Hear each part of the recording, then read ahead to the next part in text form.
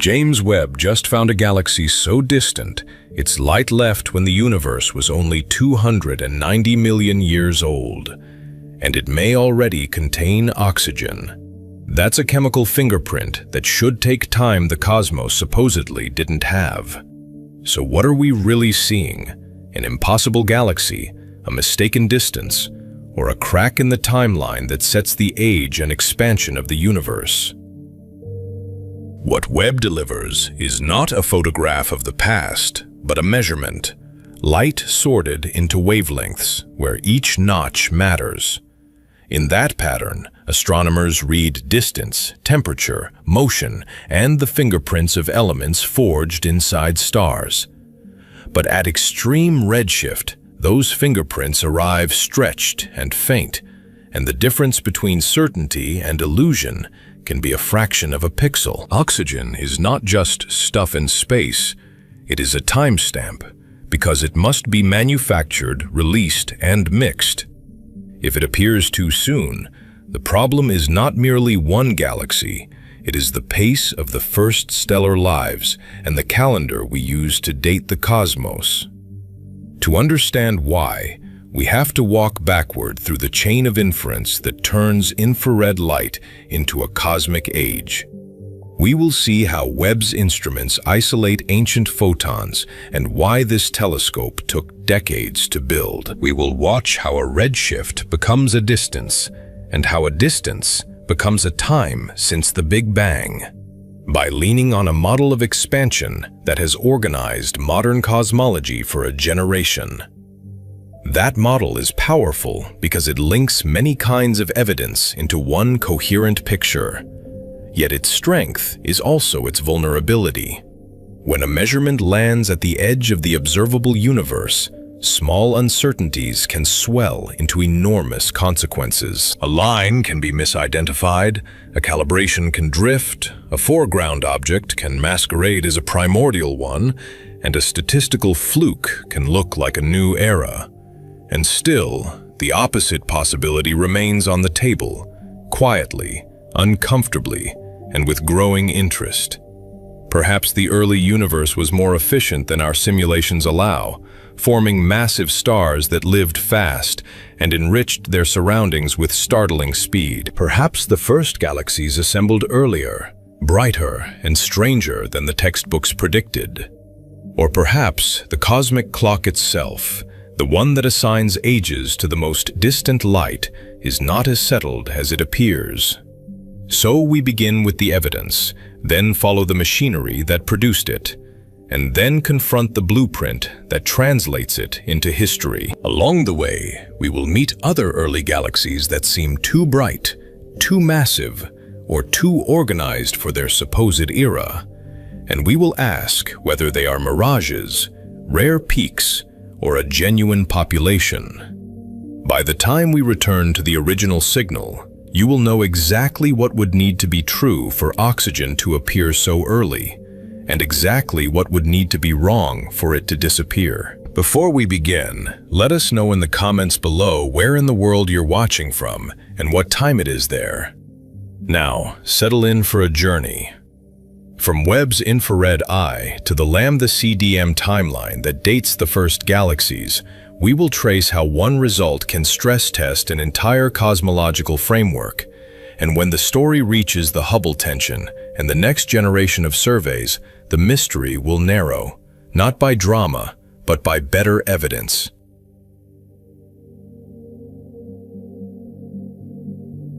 A single spectrum lands on a screen, and the headline follows. Oxygen detected in a galaxy at the edge of the universe.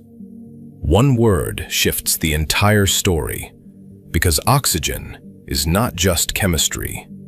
In astronomy, oxygen counts as a metal, meaning anything heavier than helium.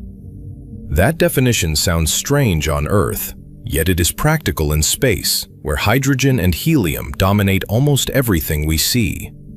Metals are forged inside stars, then scattered by winds and supernovae. In the cores of massive stars, helium fuses into carbon, and carbon can fuse into oxygen. Those reactions require extreme temperatures and pressures, the kind only gravity can sustain for millions of years. When the star dies, its interior is no longer locked away, and the galaxy inherits the debris. So oxygen is a timestamp, stamped by stellar lives and violent deaths. The claim sounds simple, but it carries a threat. This galaxy's light has traveled about 13.4 billion years to reach us. We see it as it was when the universe was roughly 290 million years old. That number is not a footnote. It is the cosmic clock reading. It places the object in an era when structure should be young, fragile, and chemically primitive. Yet the spectrum suggests maturity, and maturity requires time. To understand why this is unsettling, we need a timeline that feels real. The Big Bang sets the starting gun.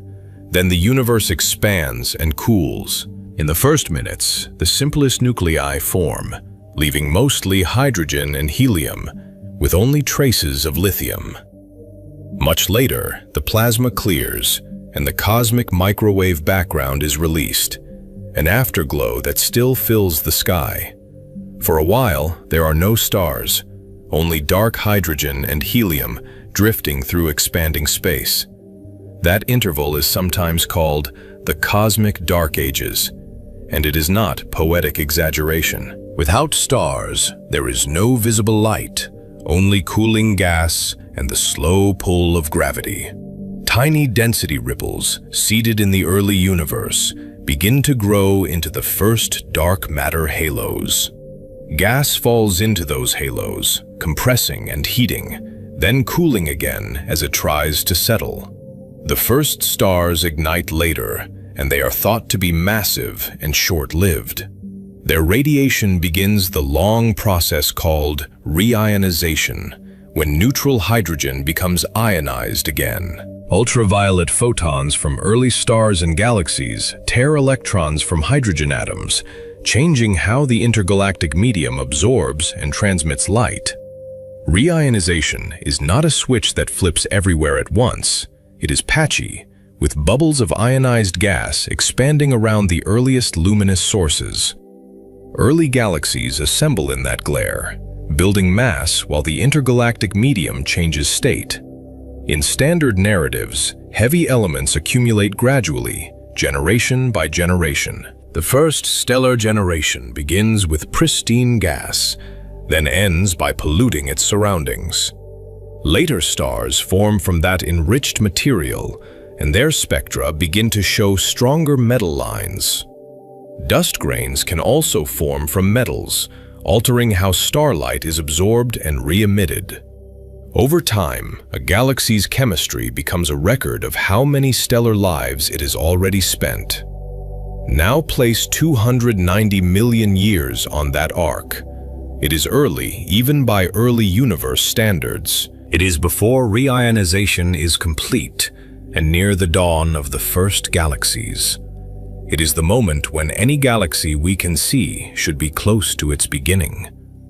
If oxygen is already present in notable amounts, then star formation started earlier, proceeded faster, or enriched gas more efficiently than expected.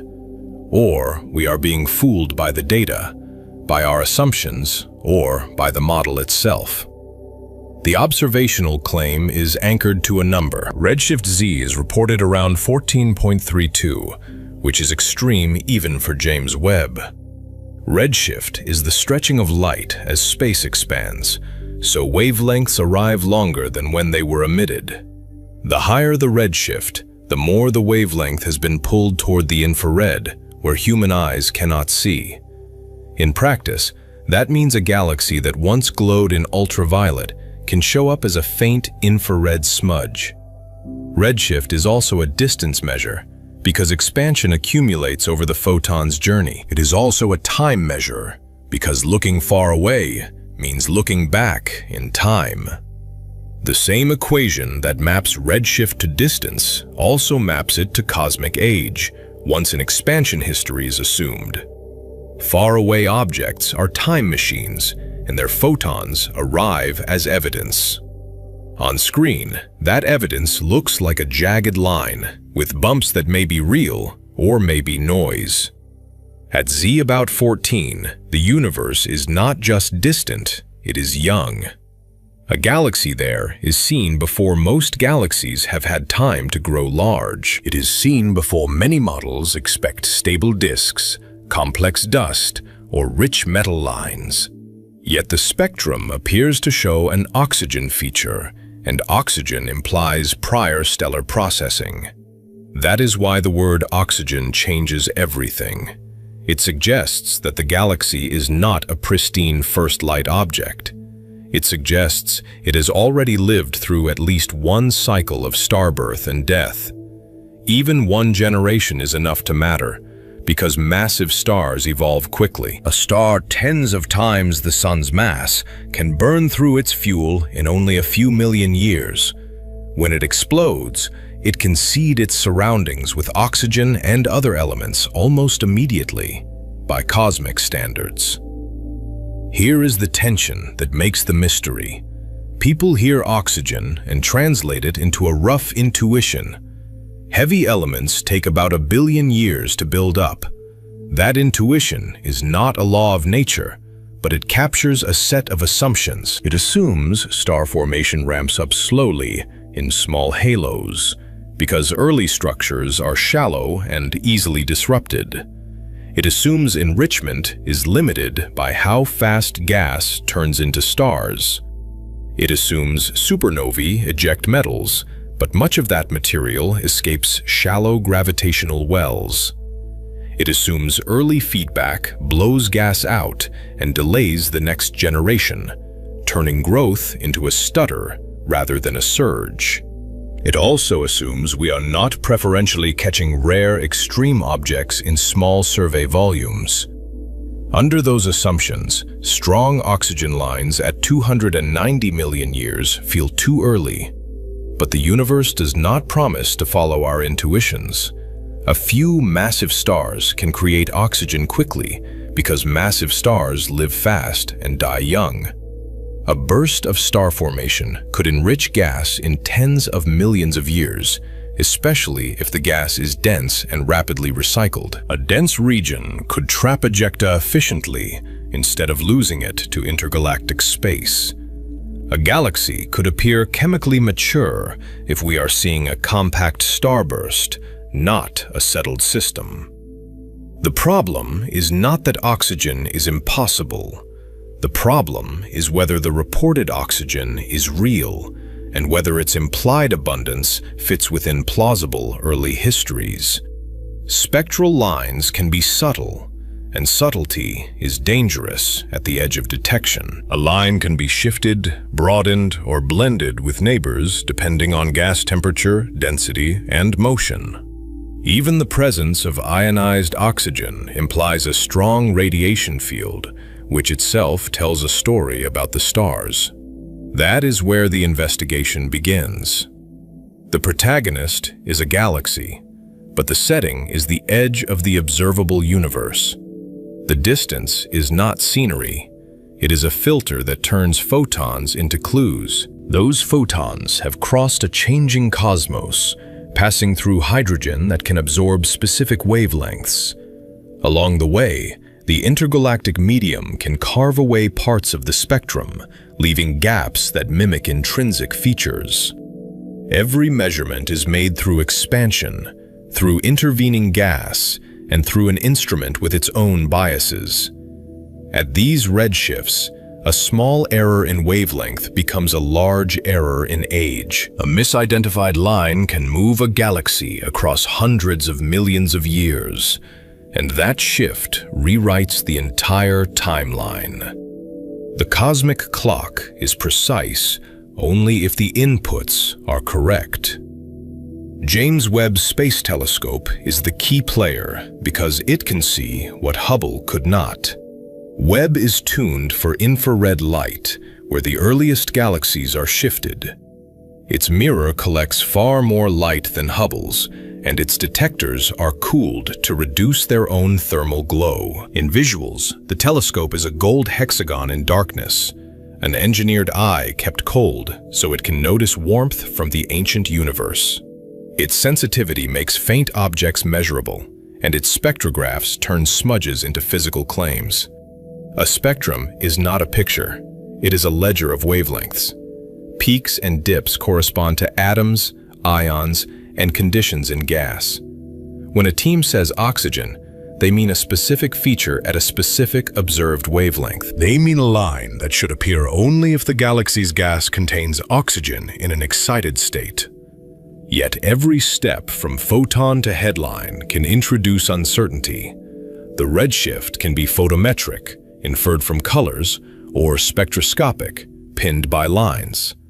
Photometric redshifts can be fooled by dust, by unusual stellar populations, or by line contamination.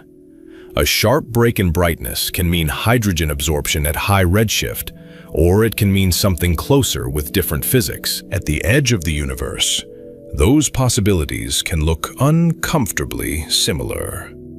Spectroscopic redshifts can be fooled by noise, by overlapping features, or by miscalibration. The instrument must subtract backgrounds, correct detector artifacts, and align wavelengths with extreme precision. At the edge of detectability, a few data points can dominate interpretation. The claim is bold because the signal is faint, and faint signals demand careful skepticism. In a plot, the difference between discovery and mirage can be a bump only a few pixels wide. The other key player is LAMCDM, the standard model of cosmology. It combines cold dark matter with a cosmological constant, and it predicts how structure grows. It sets the expansion history that converts redshift into age, and it anchors that history with measurements like the cosmic microwave background. It gives a framework for when halos collapse and when galaxies should appear. It also sets expectations for how quickly gas can cool and form stars in the first deep potential wells. If a galaxy at Z14.32 is already enriched, lambda CDM is not automatically broken, but it may be strained, or it may require rare conditions, or it may expose missing physics in early star formation. Simulations have to approximate processes that occur far below their resolution, like turbulence, radiation transport, and the way supernovae couple energy into gas. When a spectrum disagrees with the simulation, the question becomes precise. Which assumption is failing, and by how much? So the stakes are clear, and they cut in three directions. First, the measurement could be wrong, meaning the redshift is lower or the line is not oxygen. Second, the interpretation could be wrong, meaning oxygen is present, but not in the abundance implied, or the feature arises from another process. Third, the model could be incomplete, meaning early galaxies formed and enriched faster than our simulations capture. Each answer changes a different part of the story. One challenges the data, one challenges the inference, and one challenges our cosmology. And each possibility carries its own kind of discomfort, because each forces us to admit a different weakness. Are we misreading a fragile signal? Are we overconfident in a physical translation? Or are we missing a chapter in how the first galaxies behave? The mystery is not only what the line is, but what our reaction to it reveals. We will treat those three answers as the map for this documentary. We will follow the photons back through the pipeline, from spectrum to redshift to physical properties. We will ask what oxygen detection actually means in practice and what alternative identifications exist. We will test what kinds of early star formation histories can produce oxygen quickly without violating what we already know about the early universe. We will compare those histories to the constraints of lambda CDM and the cosmic microwave background. We will keep the cosmic clock in view because the age estimate depends on the expansion history we assume, and we will keep returning to the same visual motif, a thin feature in a spectrum highlighted by a cursor carrying a weight far larger than its size. For now, the mystery remains suspended on a thin line in a spectrum. If that line is oxygen at Z14.32, then a galaxy is speaking from an era we barely understand. It is telling us that metals appeared early and that structure grew up fast. If the line is not oxygen, then the episode becomes a lesson in how easily the edge of the universe can mislead us. Either way, the signal forces a confrontation with our methods and our models. To judge the claim, we must first understand the instrument that found it and why it took 30 years to build.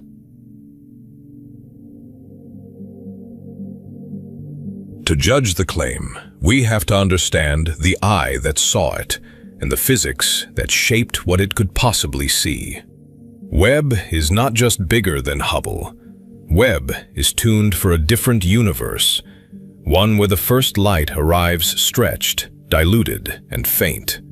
Cosmic expansion does not only push galaxies away as if space were an empty stage, it also stretches the space between wave crests as photons travel, dragging their wavelengths to longer values and lowering their energy on arrival. In practical terms, ultraviolet and visible starlight can slide into infrared by the time it reaches us. A galaxy that once blazed in hot, young UV can arrive as a dim infrared whisper, and that whisper is easy to miss. At redshift 14, the shift is so extreme that ordinary optical telescopes are nearly blind because their detectors are simply looking in the wrong part of the spectrum. Redshift is more than a distance label. It is also a clock, because the light has been traveling since the universe was young, when galaxies were still assembling their first generations of stars. The higher the redshift, the earlier the snapshot, and the more severe the stretching of the spectrum. That stretching also spreads a galaxy's light over a wider range of wavelengths, reducing the flux in any single band. The first light is not only far away, it is redistributed into a regime where the sky and the telescope itself can compete with it. This is why infrared matters for first light, and why seeing farther is not a simple matter of magnification. The earliest galaxies are expected to be dominated by massive blue stars and ionized gas, because short-lived stars form quickly and burn fiercely. Their strongest signatures begin in the ultraviolet and optical, where hydrogen and metals imprint sharp edges and bright lines. By the time those signatures cross more than 13 billion light-years, they land in the near-infrared and sometimes the mid-infrared. If you cannot measure infrared precisely, you cannot read the early universe's ledger, its ages, its star formation, and its chemical hints. Webb's wavelength range is built around that fact, and it is engineered as a deliberate bridge between regimes. It covers roughly 0.6 to 28 microns across its instruments, spanning the edge of visible red into near-infrared and out to mid-infrared. That span is not a luxury. It is the difference between seeing a high redshift galaxy's spectral break and missing it entirely, because the break can slide across filters as redshift climbs. In deep field work, the ability to sample many adjacent bands is how you avoid fooling yourself. Sensitivity is the other half of the equation, and it is where the romance of first light meets harsh counting statistics. The first galaxies are not only redshifted, they are intrinsically small, distant, and often low in dust, which can make their light bluer in the rest frame but still faint in total power. Every photon matters because the signal is weak and the background is relentless. And background in infrared is not just the sky, it is also the observatory, the optics, and the detector's own noise. Webb's primary mirror is the blunt instrument of sensitivity, and its scale is easiest to appreciate when it fills the frame.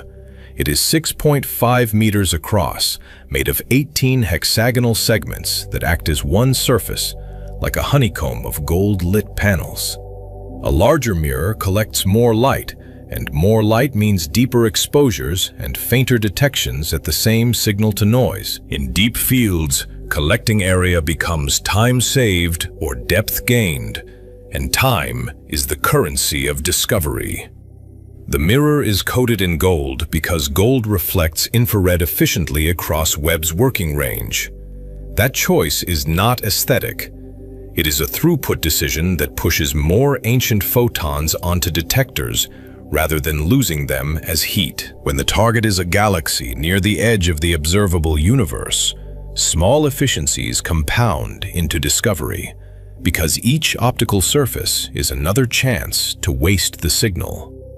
Segmented mirrors are not simple mirrors, and Webb's is less a single object than a controlled system. Each segment has actuators that adjust position and curvature, aligning the whole surface to nanometer precision, which is smaller than the wavelength of near-infrared light. Webb had to become diffraction limited at near-infrared wavelengths, meaning its sharpness must be limited by physics, not by misalignment or thermal drift.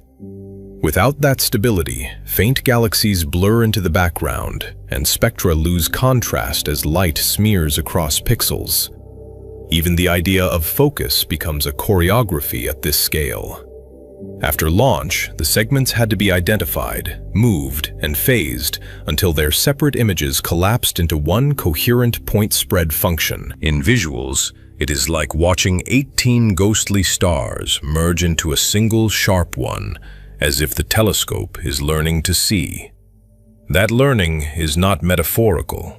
It is wavefront control, and it is the difference between a deep field full of smudges and one full of measurable galaxies.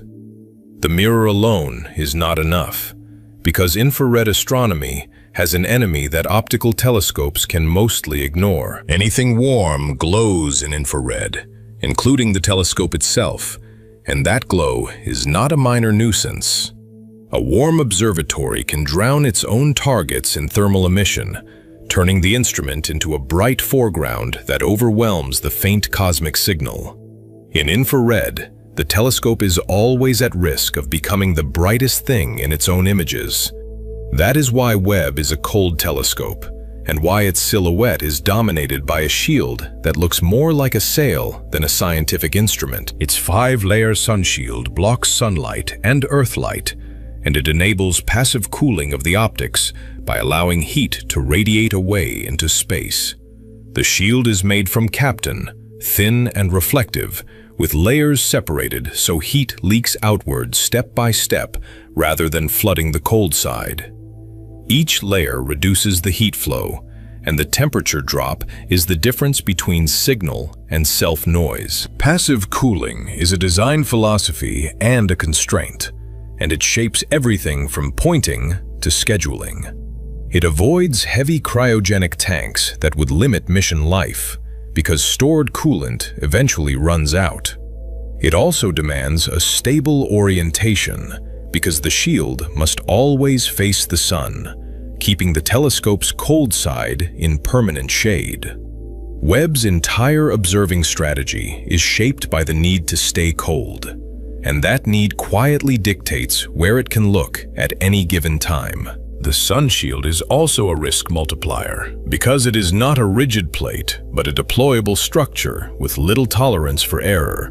It had to unfold perfectly after launch, with hundreds of release mechanisms and tensioning steps, each one a potential single point of failure. One snag could have ended the mission before the first image, leaving only engineering data and a cautionary tale. Webb's promise was always paired with fragility, an audacious design balanced on a sequence of irreversible moves. Cooling is not uniform across the observatory, and that unevenness is part of the instrument's story. The near-infrared instruments operate cold enough with passive cooling, because their detectors and optics can tolerate higher temperatures without being swamped by thermal photons. The mid-infrared instrument needs even lower temperatures, so it uses an active cryocooler to reach the required range. Mid-infrared sensitivity is purchased with complexity, because the colder you go, the harder it is to keep the system quiet and stable. Webb's orbit is the other pillar of its design, and it is chosen for geometry as much as for distance. It does not circle Earth like Hubble. It travels to the second Lagrange point, about 1.5 million kilometers away, where the gravity of Earth and Sun helps it maintain a stable position relative to both. In wide shots, it is a small machine hovering in a vast gravitational landscape, holding station where forces nearly balance. L2 is not a magical parking spot. It is a region where Webb can keep Sun, Earth, and Moon on the same side, behind the sun shield, so the cold side remains cold. That geometry minimizes stray light and keeps temperature steady, which matters because thermal changes can subtly distort optics and shift detector behavior. Thermal stability is observational stability, especially for long exposures where you stack hours of data and expect the instrument to behave the same way throughout.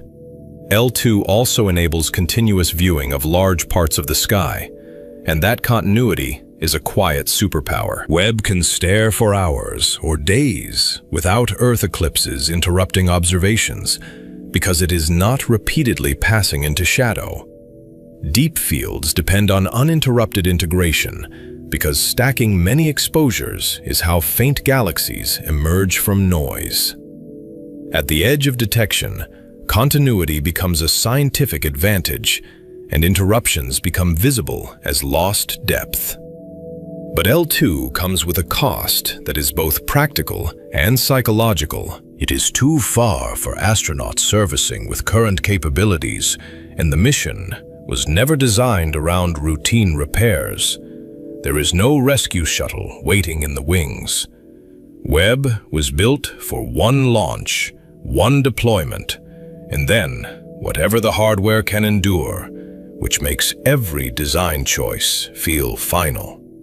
That risk shaped the program's history, and it helps explain why the telescope feels like a long-delayed promise. Webb took roughly 30 years from concept to launch, pushed by technical ambition and political turbulence, with milestones that often arrived later than planned.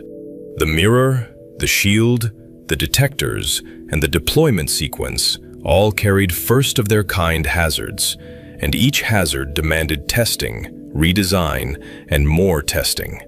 The mission was not late because it was careless.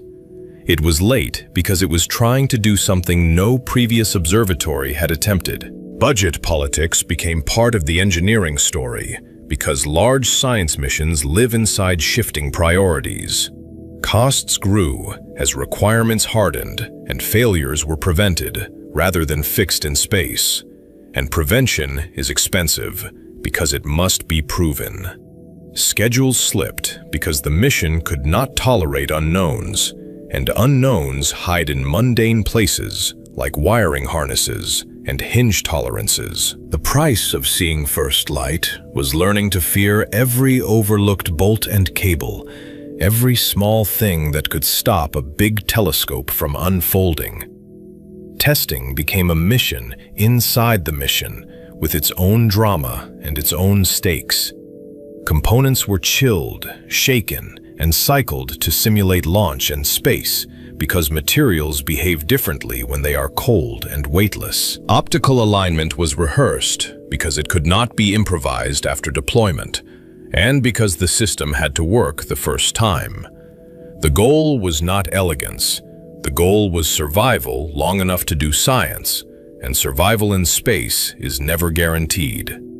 Science is ultimately done by instruments, not by mirrors, and Webb's instruments are designed to turn faint smudges into physical statements. Webb carries a suite built to measure distance, composition, and conditions, because astronomy is inference from light. Each instrument answers a different part of the same question, and together they reduce ambiguity. What is this object? How far is it? And what is it made of? NIRCam is Webb's primary near-infrared imager, and it is the workhorse for the iconic deep-field views. It takes deep images through multiple filters, building a galaxy's colors across wavelength, and those colors encode the shape of the spectrum. Those colors are not just pretty. They are the raw material for photometric redshifts, where a distance is inferred from how the spectrum is shaped, even when individual lines are too faint to isolate. Photometric redshifts rely on a key feature that acts like a cliff in the spectrum. Neutral hydrogen absorbs light shortward of the Lyman limit and strongly suppresses flux blueward of Lyman alpha, so the spectrum drops sharply at a predictable rest wavelength. As redshift increases, that sharp drop moves into redder filters, sliding step by step across NIRCam's band passes. A galaxy can appear to vanish in one band and reappear in the next, creating a dropout signature that points to a specific redshift range. In visuals, the dropout method is almost cinematic. One filter shows empty darkness where a galaxy should be, and the next filter reveals a faint reddish speck in the same position. That on-off behavior is the clue, but it is also the trap, because nature can imitate the pattern. The method is powerful because it is fast, and it is dangerous because it is indirect.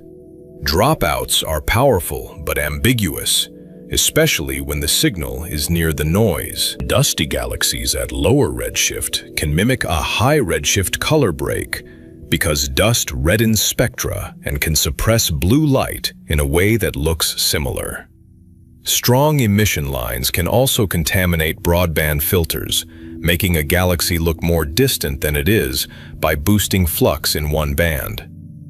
Photometry is a first pass, not a verdict, and the best candidates are the ones that survive multiple consistency checks. NIRSpec is Webb's near-infrared spectrograph, built for confirmation and for physical diagnosis.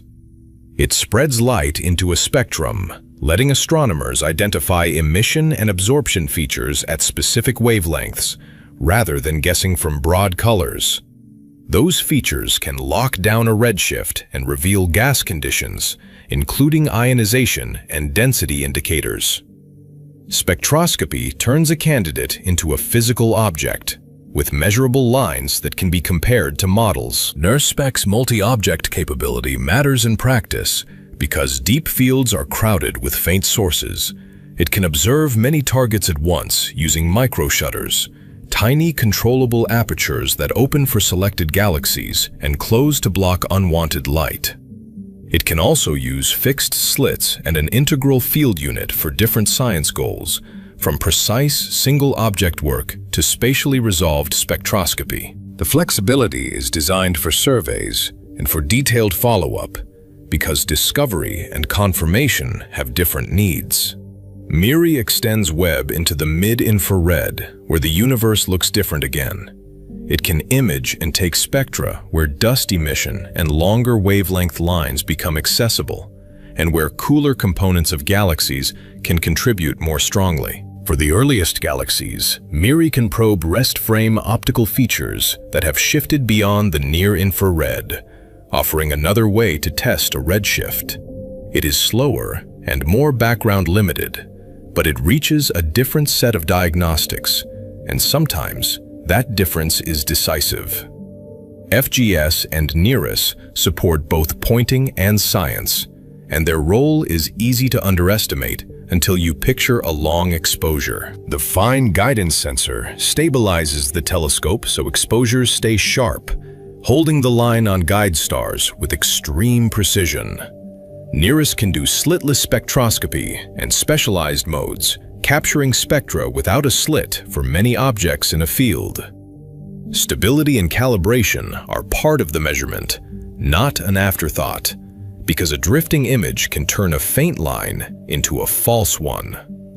With these tools, Webb does something specific, And the specificity is what makes the claims testable. It translates redshifted ancient light into measurable chemistry, and it does it by separating wavelengths cleanly enough to recognize patterns.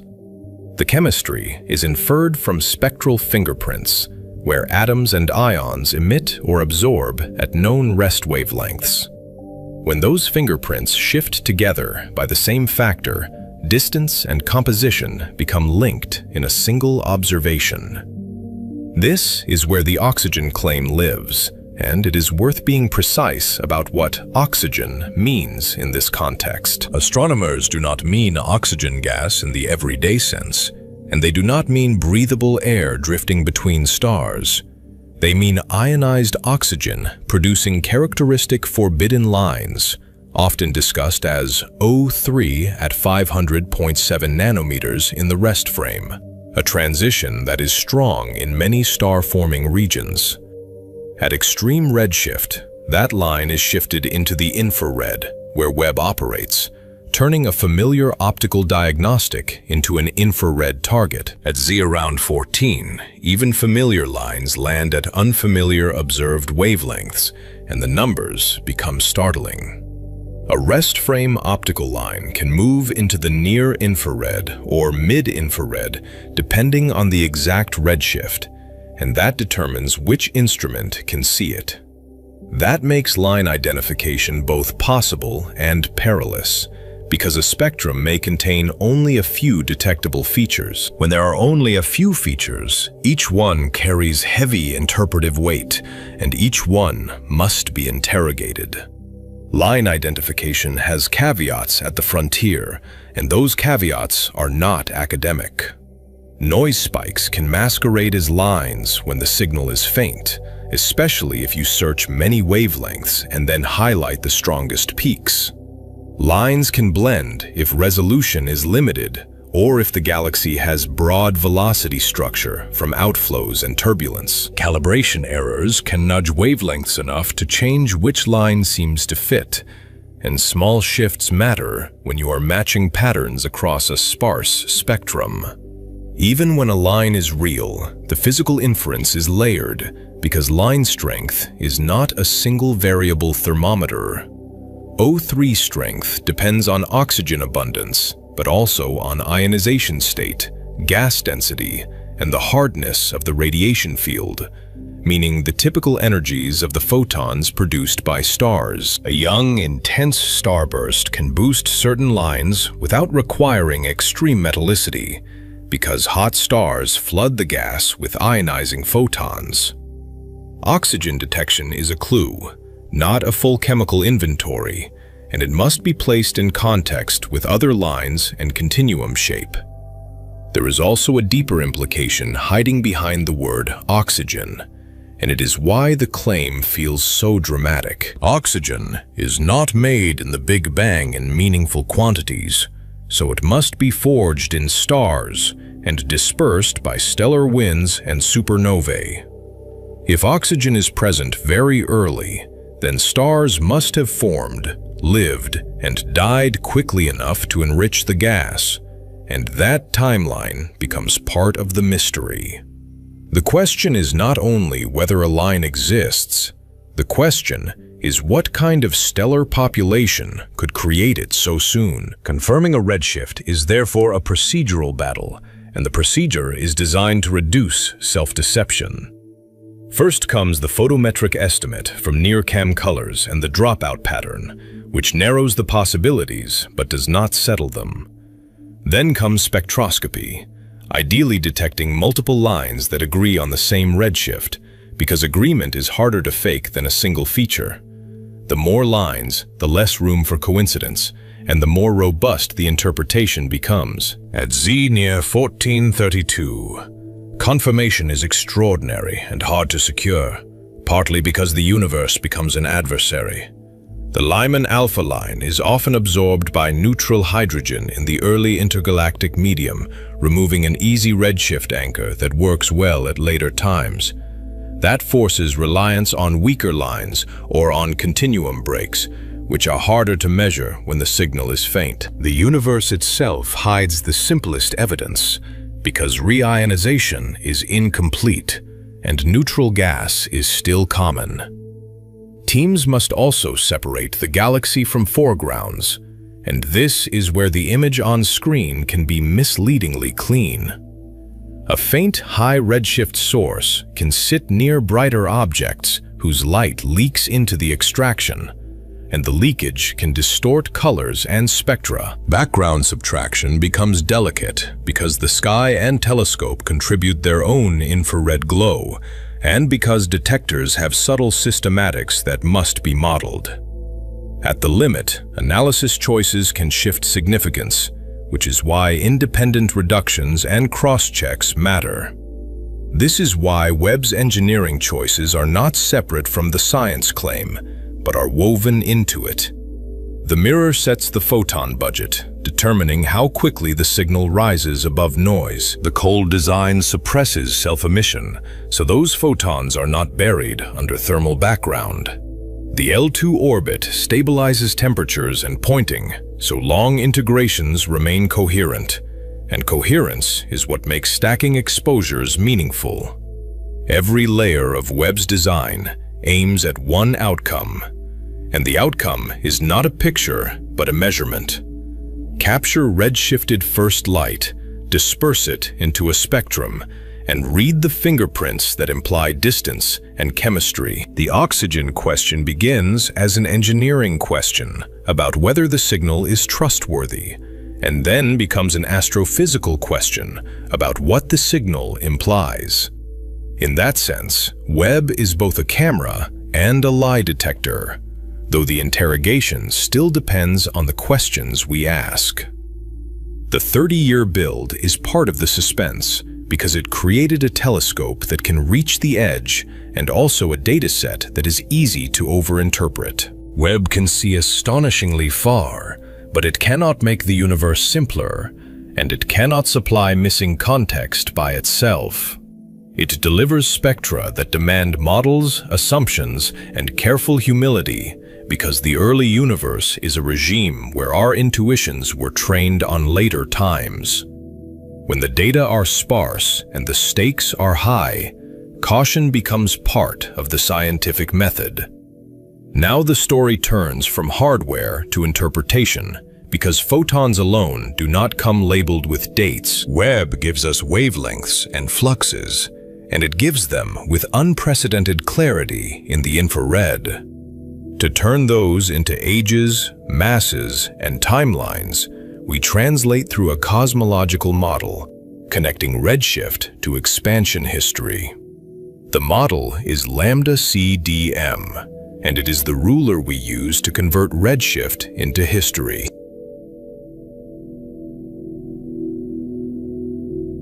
Now the story turns from hardware to interpretation. Webb gives wavelengths and fluxes, and it delivers them with exquisite stability. But those numbers are not yet history. They are calibrated counts shaped by detectors, optics, and background subtraction, still waiting for a cosmological translation. To turn light into a timeline, cosmology supplies the conversion, an agreed-upon ruler for distance, age, and growth. That conversion is lambda CDM, the standard model of cosmology. It is not a single idea, and it is not a single equation, but a compact accounting of what the universe contains and how it evolves. In practice, it is a framework that ties geometry, expansion, and gravity into one coherent narrative. It also specifies how small early irregularities grow into the structured sky we actually observe. Lambda CDM says ordinary matter is about 5% of the cosmic budget. It says dark matter is about 27%. And it says dark energy, written as lambda, is about 68%.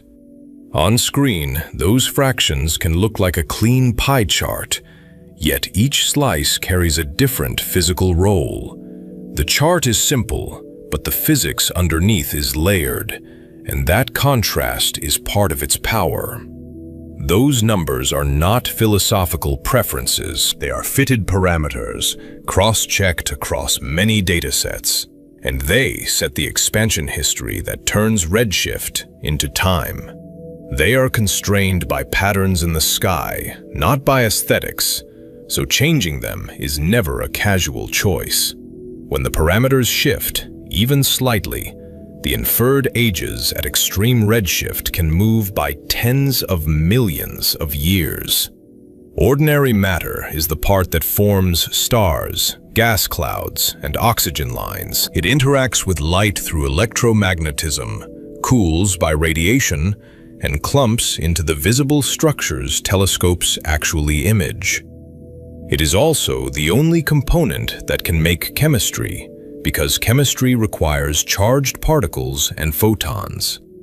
In the early universe, it begins as a thin gas, then becomes a complicated mixture of plasma, molecules, dust, and metals. Dark matter is the scaffolding that ordinary matter falls into. It does not emit or absorb light, but its gravity dominates the growth of structure from the earliest times. In visual terms, it is the invisible architecture, an underlying mass map that the glowing galaxies merely trace.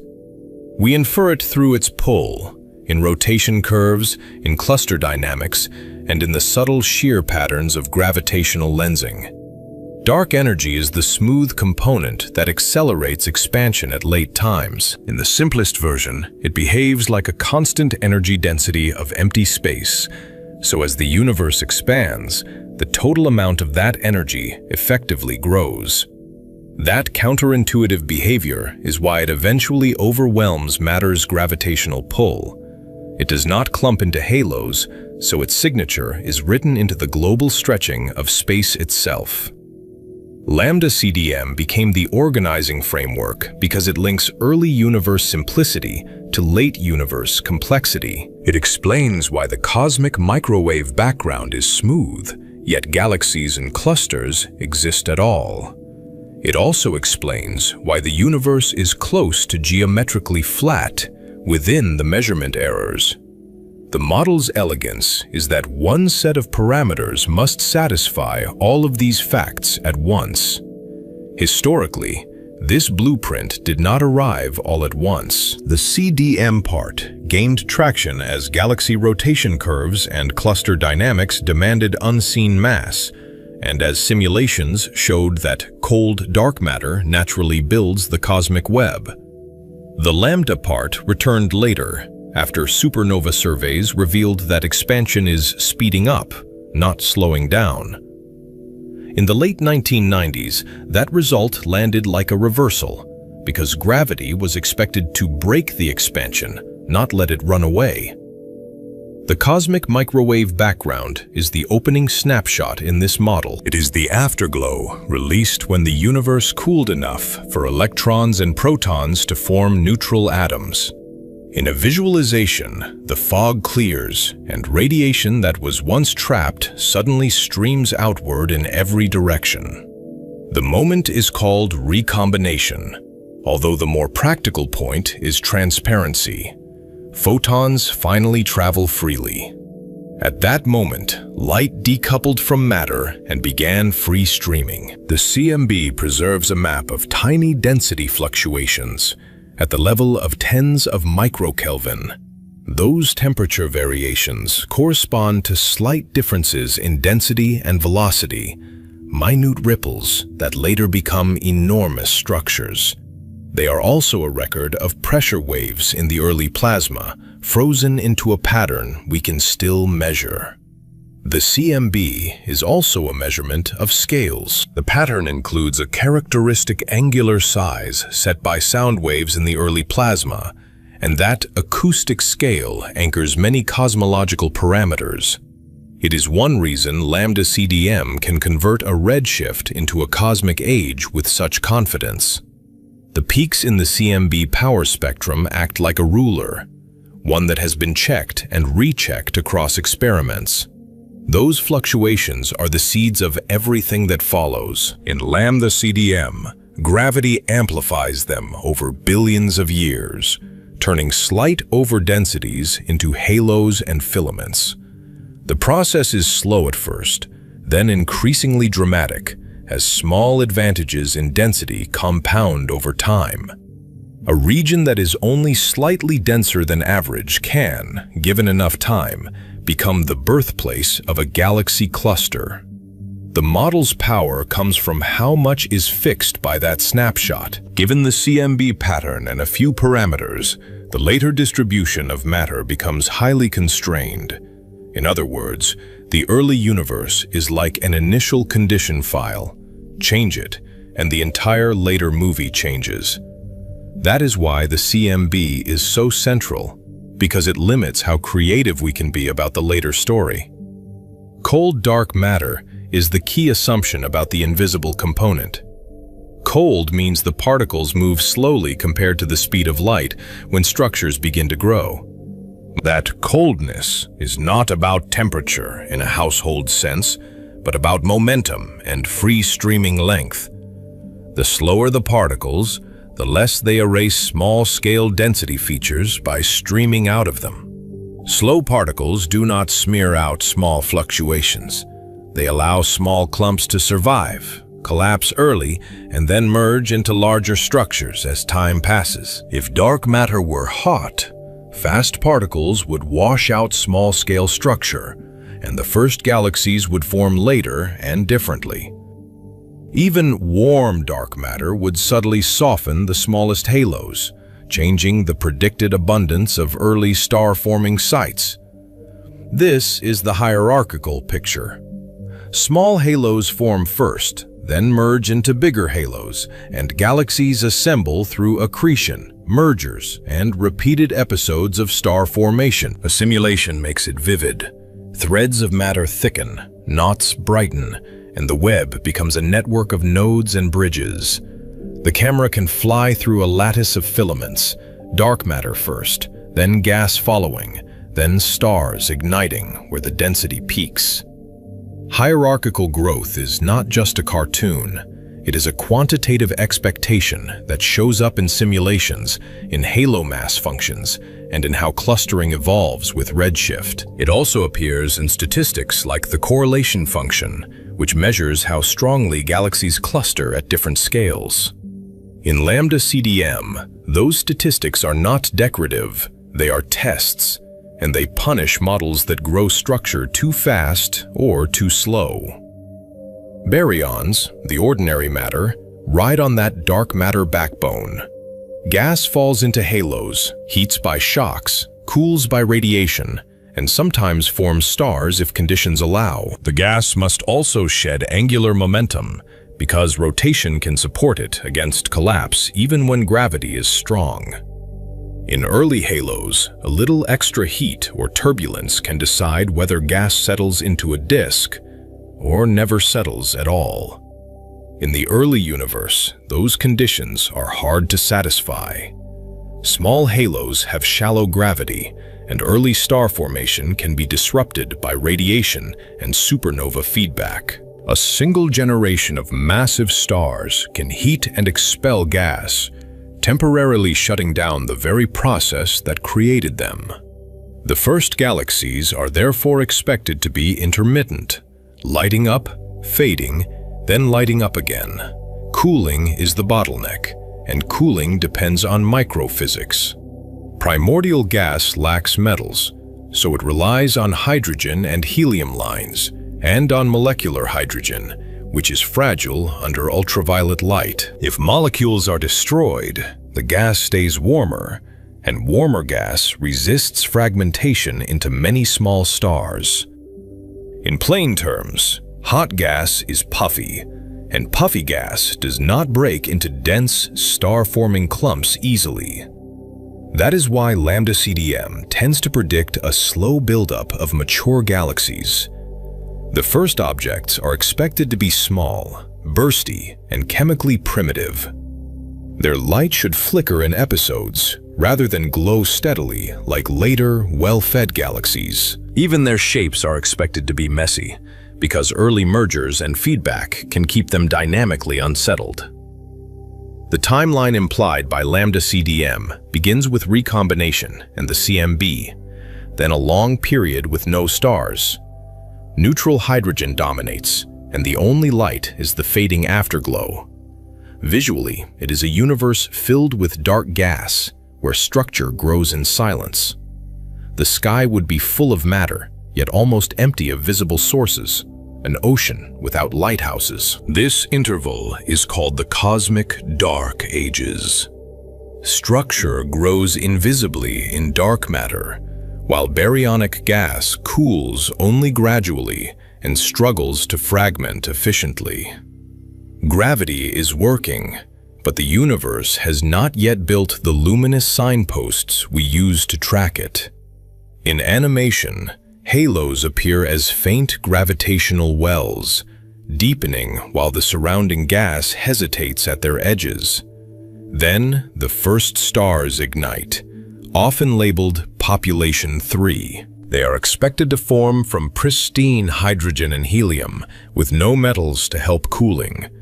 In artistic renderings, they appear as isolated beacons, rare, intense, and short-lived. Their radiation is harsh because metal-free stellar atmospheres tend to produce very hot, blue spectra. With inefficient cooling, the first stars are often modeled as massive. Massive stars burn hot, live briefly, and end as supernovae or direct collapse, depending on mass. Their lifetimes can be only a few million years, which is cosmologically instantaneous. In that short span, they can flood their surroundings with ionizing photons and begin altering the chemistry of the next generation. Those first stars trigger the next phase. Their ultraviolet radiation begins reionization, the process that reionizes neutral hydrogen in the intergalactic medium. Reionization matters because it changes the transparency of the universe and alters how gas accretes into small halos.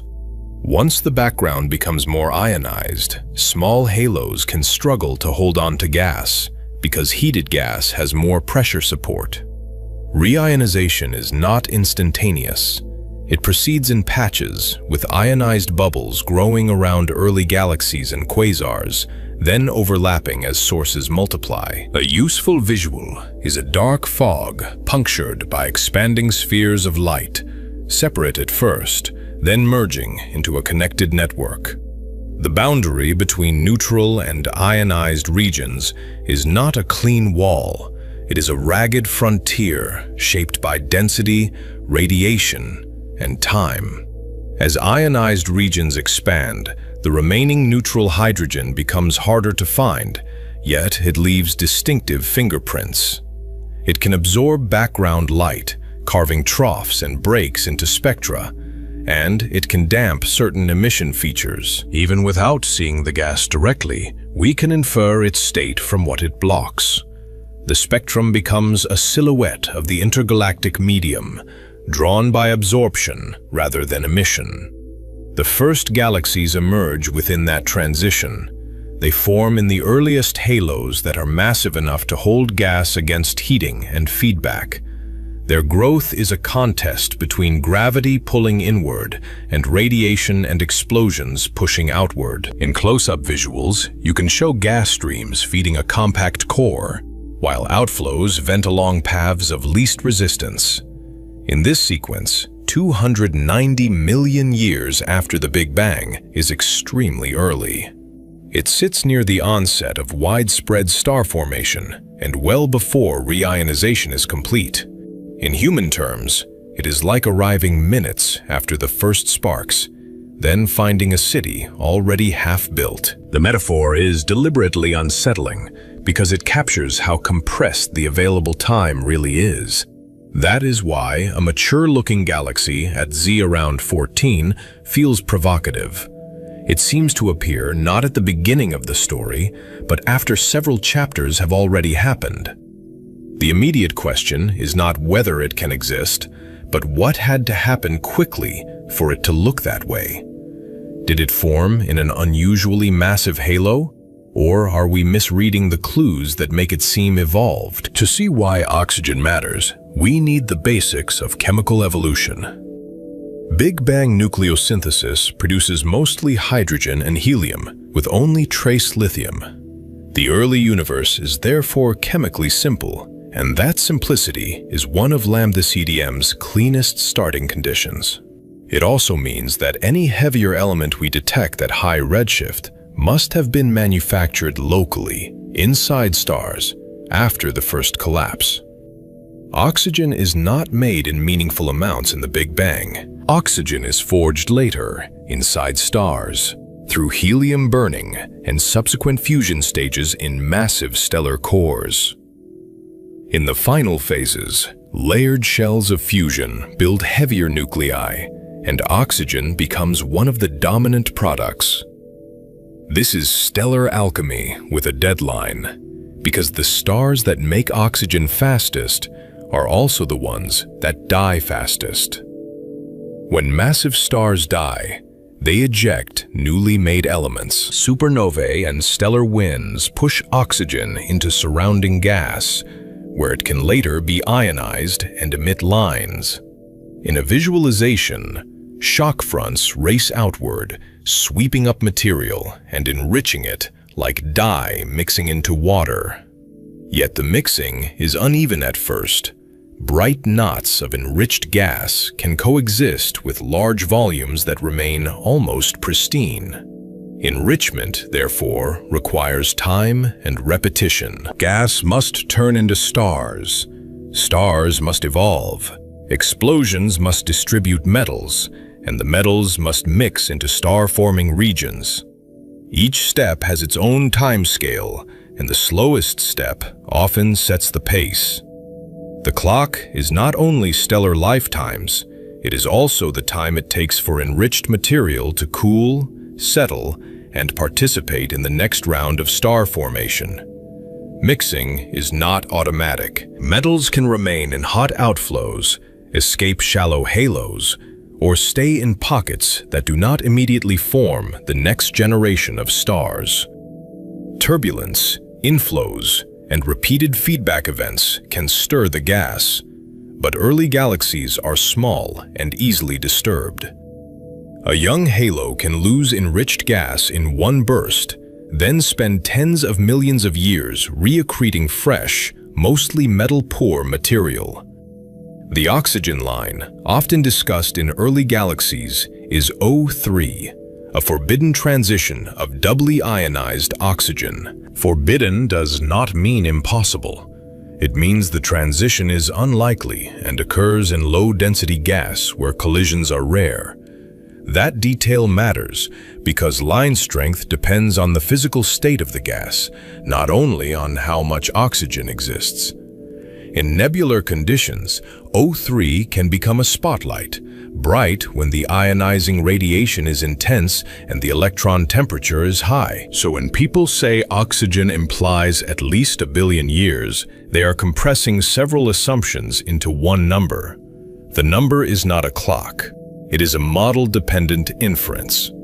It is a shorthand that can be useful, but it can also hide the uncertainty inside the word typical.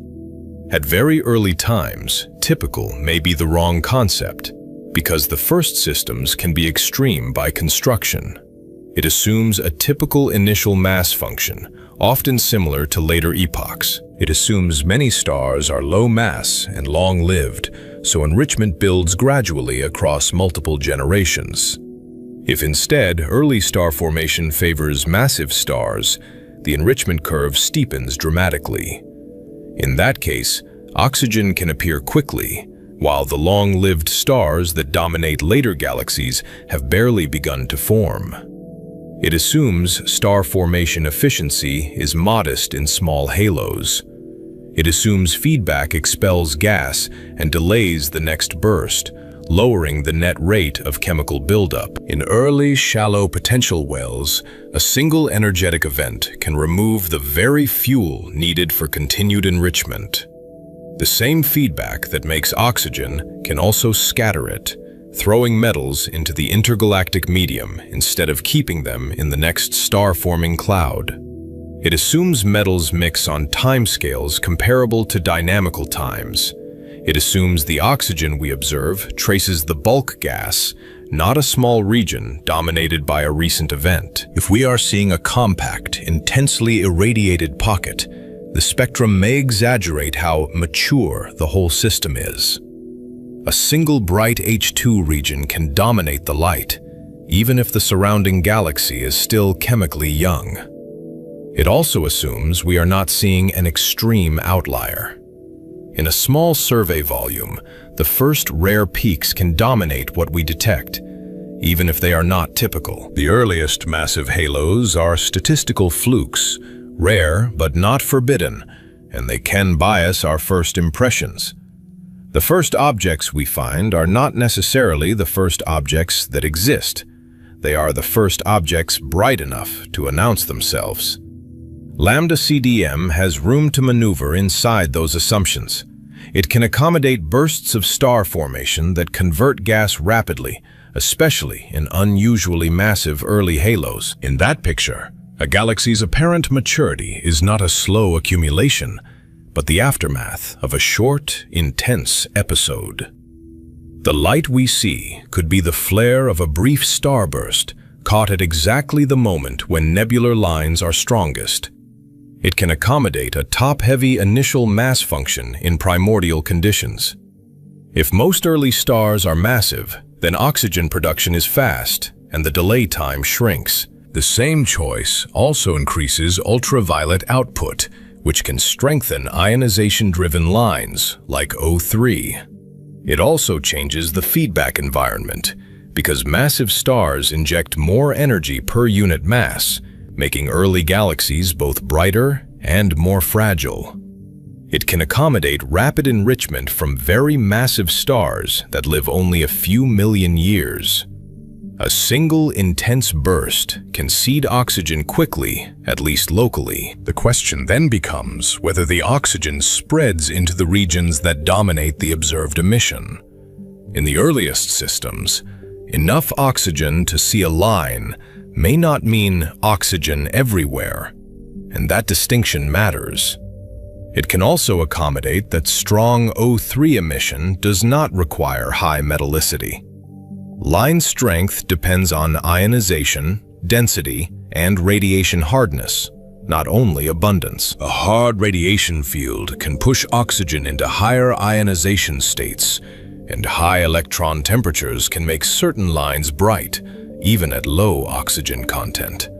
In other words, the line can be loud because the gas is excited, not because the galaxy is old. But Lambda CDM is not infinitely flexible. The expansion history is tightly constrained by the CMB and related measurements, and that history sets the age corresponding to Z equals 14.32. If you change the clock, you must also change the CMB-derived ruler that the clock is built from. The ruler is not just one measurement, it is a network of interlocking constraints. The matter content is also constrained.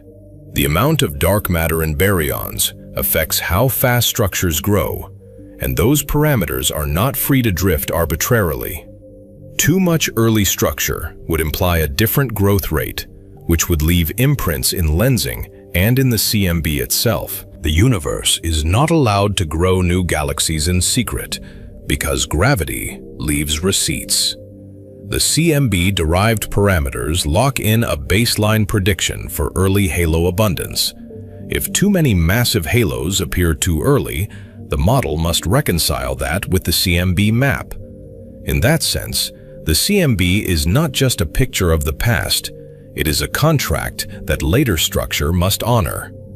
The contract is statistical, not deterministic, but it is still strict enough to make surprises meaningful. This is where the notion of tension enters. In cosmology, tension means different datasets prefer parameter values that cannot all be true within one model. It is a technical word, but it carries a narrative charge because it signals that our cross-checks are doing their job. The point is not drama for its own sake.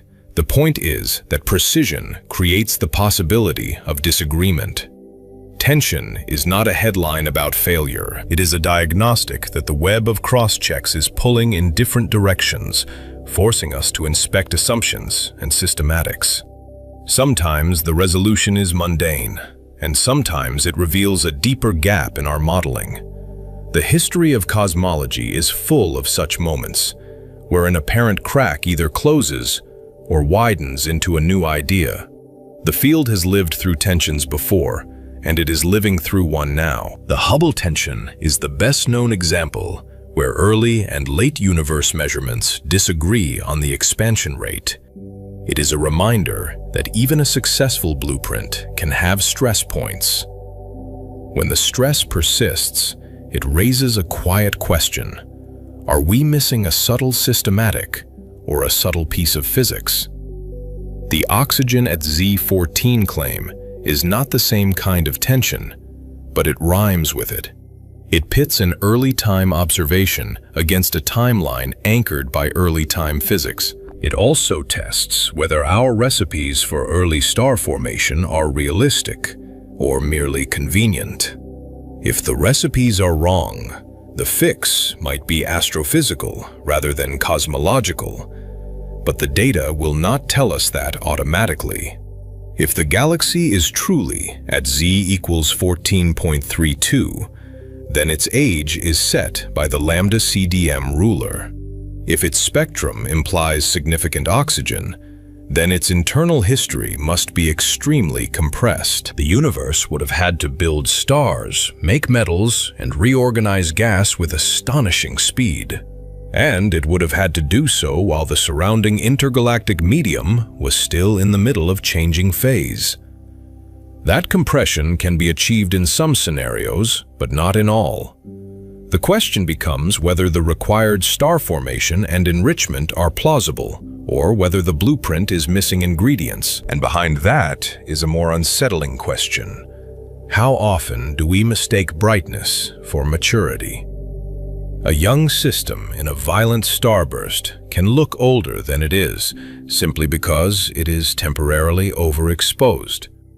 One missing ingredient could be astrophysical, not cosmological. Simulations approximate star formation, feedback, and radiation transport, and early conditions may amplify those uncertainties. When resolution is limited, subgrid models decide how gas turns into stars, and those choices can shift predictions by large factors. Even the escape fraction of ultraviolet photons, how easily radiation leaks out, can change the ionization state that sets line strengths. Another missing ingredient could be observational. A single line can be misidentified, a redshift can be biased, and a noise feature can masquerade as a detection. At extreme distances, even small calibration errors can move a feature enough to change the story. The spectrum is faint, the background is complex, and the stakes are high, so every reduction choice matters. A third possibility is that the cosmological conversion from redshift to age is slightly off. That would imply changes to expansion history, which would ripple into many other constraints. Any such change must still preserve the CMB's acoustic pattern, the large-scale distribution of galaxies, and the success of gravitational lensing tests. The blueprint can bend, but it cannot break its own foundation without consequences. The reason this feels troubling is that lambda CDM's success is built on coherence. It is powerful because it makes many predictions at once, and those predictions usually agree. When coherence holds, a spectrum becomes more than data. It becomes a timestamp. The universe starts to feel readable, as though light itself carries a reliable date stamp across billions of years. A mature early galaxy threatens that coherence because it targets the model's most distinctive expectation. Structure should assemble hierarchically, and maturity should be rare at the beginning. If maturity is common, then either the growth is faster than expected, or our indicators of maturity are misleading. The deeper issue is not one galaxy, but what it would imply about the whole early population. So the tension is not only about oxygen, it is about the pace of growth, the efficiency of early star formation, and the reliability of the cosmic clock we use. It is also about interpretation, whether we are reading the spectrum as a biography, when it might be a snapshot of a single dramatic moment. In the early universe, a brief moment can dominate what we see, because everything is compact and intensely luminous when it ignites. Now return to the specific galaxy and its reported redshift. The number Z equals 14.32 is not just distance, it is a claim about the universe's age at emission. It is also a claim about how much the universe has expanded since that light began its journey. Redshift is a stretching of wavelength, but it is also a stretching of context, because it ties a single spectrum to the entire expansion history. In a visual sequence, the galaxy sits at the edge of a deep field, a faint smudge among many. Then the spectrum appears as a ribbon of light, stretched and thinned, with peaks and valleys that must be interpreted. The drama is that the interpretation is not optional. It is the only way to turn photons into a place on the timeline. A tiny bump in that ribbon can become a headline, but only if the chain of inference holds. From here, the chain must be reconstructed step by step. Photons become a spectrum. The spectrum becomes a redshift. The redshift becomes an age, and the lines become chemistry. Each step sounds straightforward, yet each step depends on modeling choices that can subtly steer the conclusion. The chain is strong when many features agree, and it is fragile when one feature carries the weight of the whole claim. Each link has assumptions that can fail quietly. The next chapter follows that chain and asks where the claim is strongest and where it can still slip. The goal is not to dismiss the result, but to locate exactly where uncertainty lives. In science, that location matters because it tells us what to measure next and what to doubt first. We began with an oxygen feature that seems too early. Now we have the blueprint that makes it feel too early, and the constraints that make the feeling testable. The blueprint is not a fragile theory, but it is a precise one, and precision is what makes anomalies meaningful. If the anomaly survives, it does not merely add a detail, it forces a recalibration of expectations. At the edge of the universe, faraway light becomes a forensic record. If Webb's earliest galaxies truly carry oxygen so soon, then either stars lived fast, or the blueprint needs revision. And if the blueprint needs revision, we must ask which part bends first: the astrophysics, the observations, or the cosmic clock itself.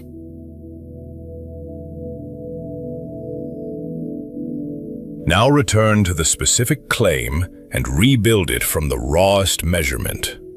A faint infrared source is flagged in deep imaging, then promoted into a candidate with a number attached.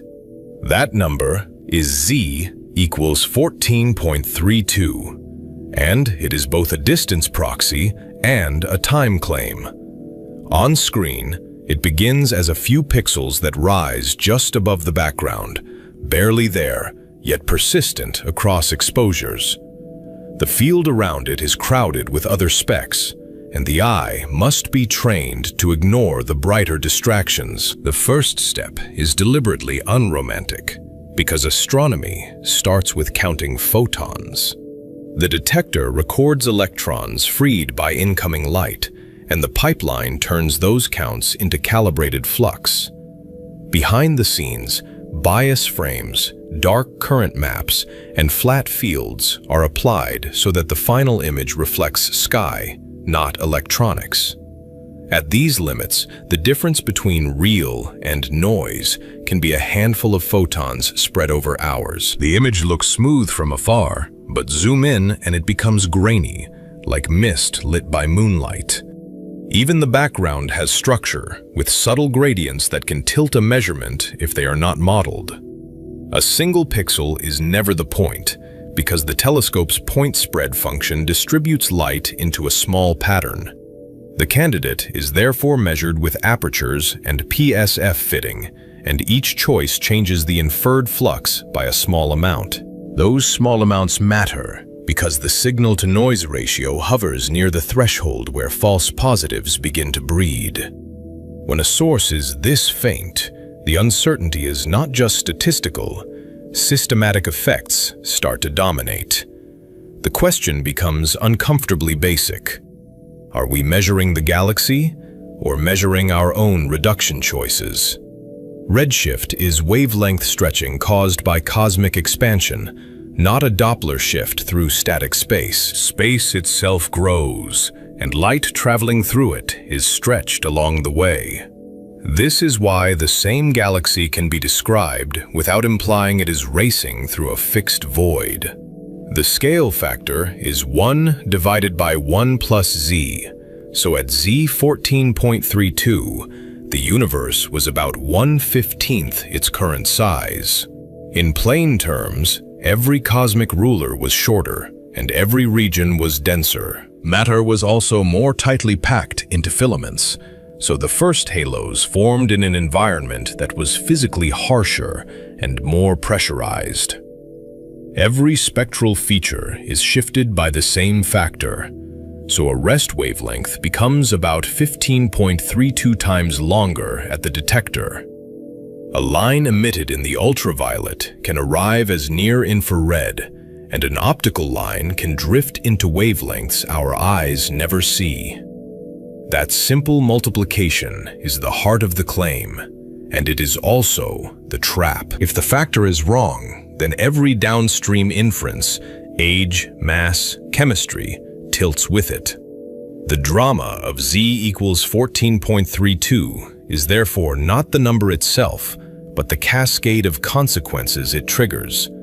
That stretching is why Webb matters, because the early universe speaks in infrared by the time it reaches us. The telescope is not merely bigger than its predecessors, it is tuned for this translation. Its gold-coated mirror gathers faint light, while its cold instruments suppress their own thermal glow. Visually, the observatory's sunshield is like an artificial night, keeping the detectors in deep shade so they can listen. In animation, the mirror segments lock into a single surface, and the faintest galaxies become a test of that alignment. Ultraviolet starlight and optical nebular lines slide into near-infrared bands, where background and calibration become decisive. The background is not empty, because zodiacal light and instrument noise add a soft haze. The detectors also carry signatures of their own history, persistence, hot pixels, and subtle striping that must be corrected. Calibration is not a footnote, because tiny errors in flat fields or dark current can mimic faint structure. The signal is faint, and the inference chain must be checked link by link. The mystery lives in that chain, each step plausible, yet each step vulnerable. Redshift becomes a look-back time only after we choose a cosmological model. The universe does not hand us a clock, we build one from parameters. Under lambda CDM parameters consistent with the CMB, Z around 14.3 corresponds to roughly 290 million years after the Big Bang. That number is startling because it compresses everything we know about galaxy building into a brief cosmic dawn. It is also conditional because the mapping from Z to time depends on the expansion history. In other words, the same observed spectrum can imply slightly different ages depending on which cosmic ruler we adopt. Change H0, or matter density, and the age shifts, which is why the conversion is never model-free. Even within lambda CDM, small parameter changes move the answer by millions of years. Millions of years may sound generous, but at this epoch, it can decide whether one or two stellar generations fit. In the background, the Friedmann equations quietly translate redshift into time, turning a spectrum into a chronology. The equations are simple to write down, yet they encode a universe whose early pace was set by radiation, matter, and then the slow rise of dark energy. The discovery pipeline begins with deep multiband imaging, usually from NIRCam. Webb stares for hours, sometimes days, collecting exposures that are later stacked. Each exposure is dithered, so the target falls on different pixels, and detector quirks average out. The deep field is a tapestry of tiny smudges, arcs, and points, each one a different distance.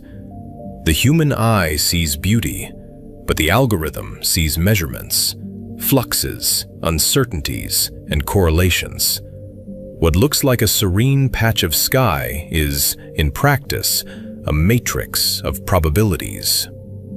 Astronomers search for a dropout pattern, where flux vanishes blueward of the Lyman break. This break is not a property of the telescope. It is a physical cutoff created by hydrogen absorption. Neutral hydrogen in the galaxy and the intergalactic medium absorbs short wavelength light, creating a sharp step in the observed colors. The physics is atomic and unforgiving, because hydrogen's cross-section rises steeply at the Lyman limit. In effect, the universe itself draws a boundary in the spectrum, and we use that boundary as a ruler. That ruler is powerful, but it becomes blunt when the data are sparse. A high redshift candidate appears in redder filters and disappears in bluer ones. The images are often shown as colored composites, where the candidate glows red while the blue channels are empty. That emptiness is the clue, but it is also an invitation to over-interpret. At the detection limit, disappears can mean truly absent or merely buried beneath noise. A single upward fluctuation in a red filter paired with a downward fluctuation in a blue one can sketch a break that is not really there. Photometric redshift codes fit templates to the measured colors and return a probability distribution. The templates encode expected galaxy spectra, including breaks and emission lines, then compare them to the observed fluxes. At the frontier, that distribution can be broad, multi-peaked, and sensitive to small photometric systematics. A tiny shift in one filter's flux can move the preferred redshift by whole units. The output is not a single answer, but a landscape of possibilities. The most honest plots show that landscape, with the exciting peak sitting beside quieter alternatives. The next step is to ask, what could fake the dropout? This is where the romance of first light meets the discipline of skepticism. Brown dwarfs in the Milky Way can mimic red colors with molecular absorption bands. Their atmospheres contain water and methane features that carve out parts of the spectrum, producing a false step. In a deep field, a nearby faint star can masquerade as a distant galaxy, an imposter hiding in plain sight. Historically, this kind of confusion has haunted surveys, from early photographic plates to modern infrared catalogs.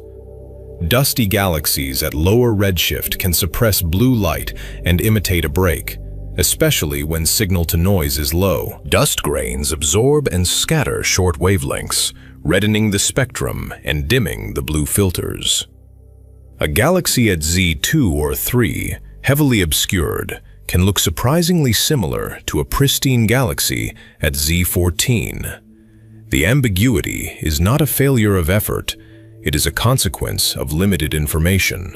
When only a few broadband points define the spectrum, different physical stories can land on the same colors. Strong emission lines can also distort broadband colors. A lower redshift galaxy with intense line emission can brighten one filter and skew the photometric fit upward.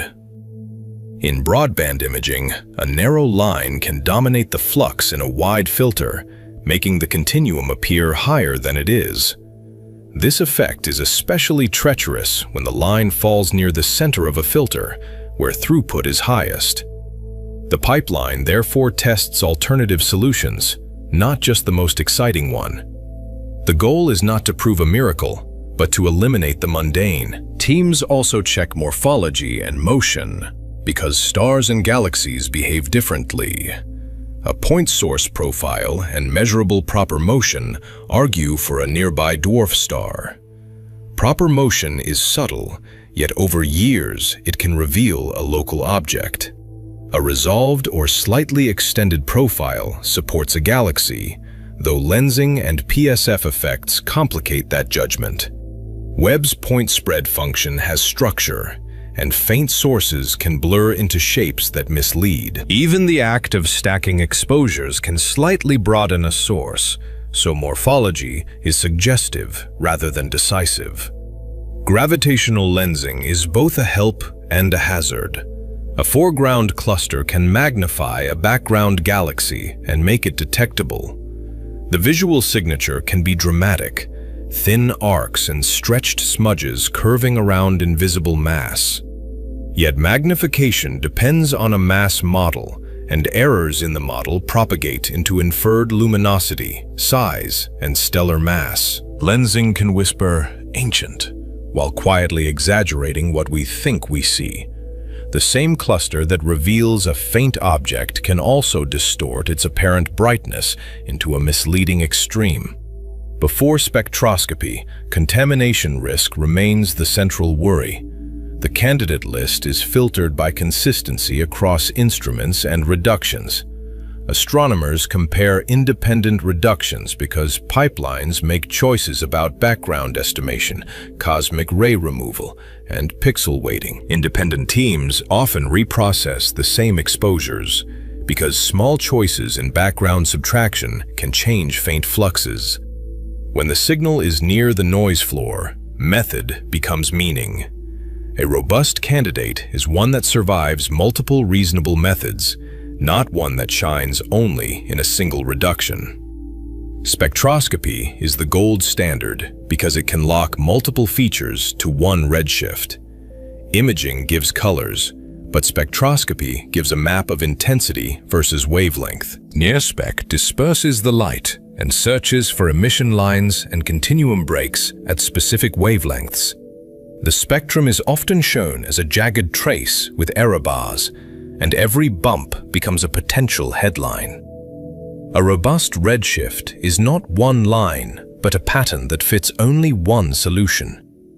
In the best cases, the continuum break and the line positions agree, and the uncertainties shrink into a single coherent answer.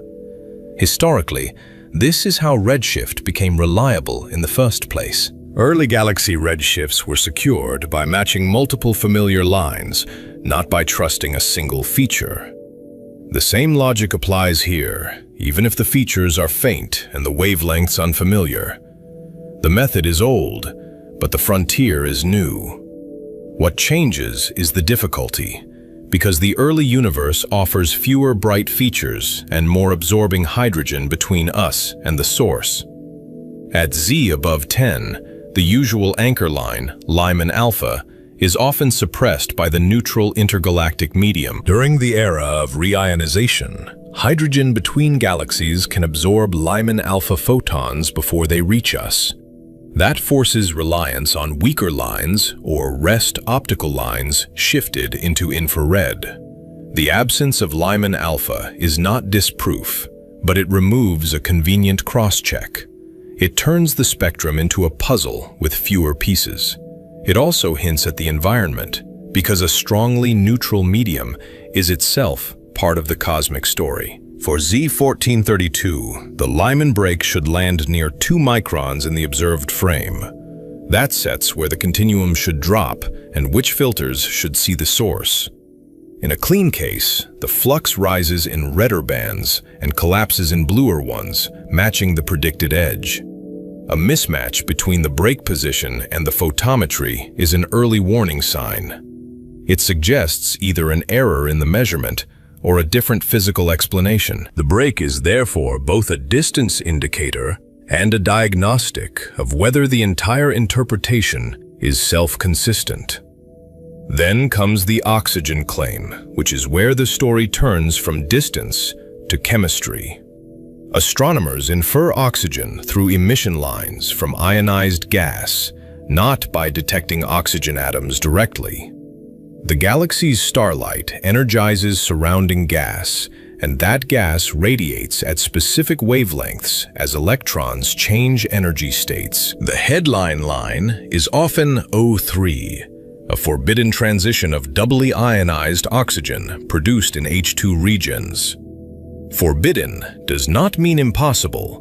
It means the transition is unlikely in dense labs, yet common in thin cosmic gas. In visuals, the nebula is imagined as a glowing shell around hot stars, with oxygen lines flickering like coded signals.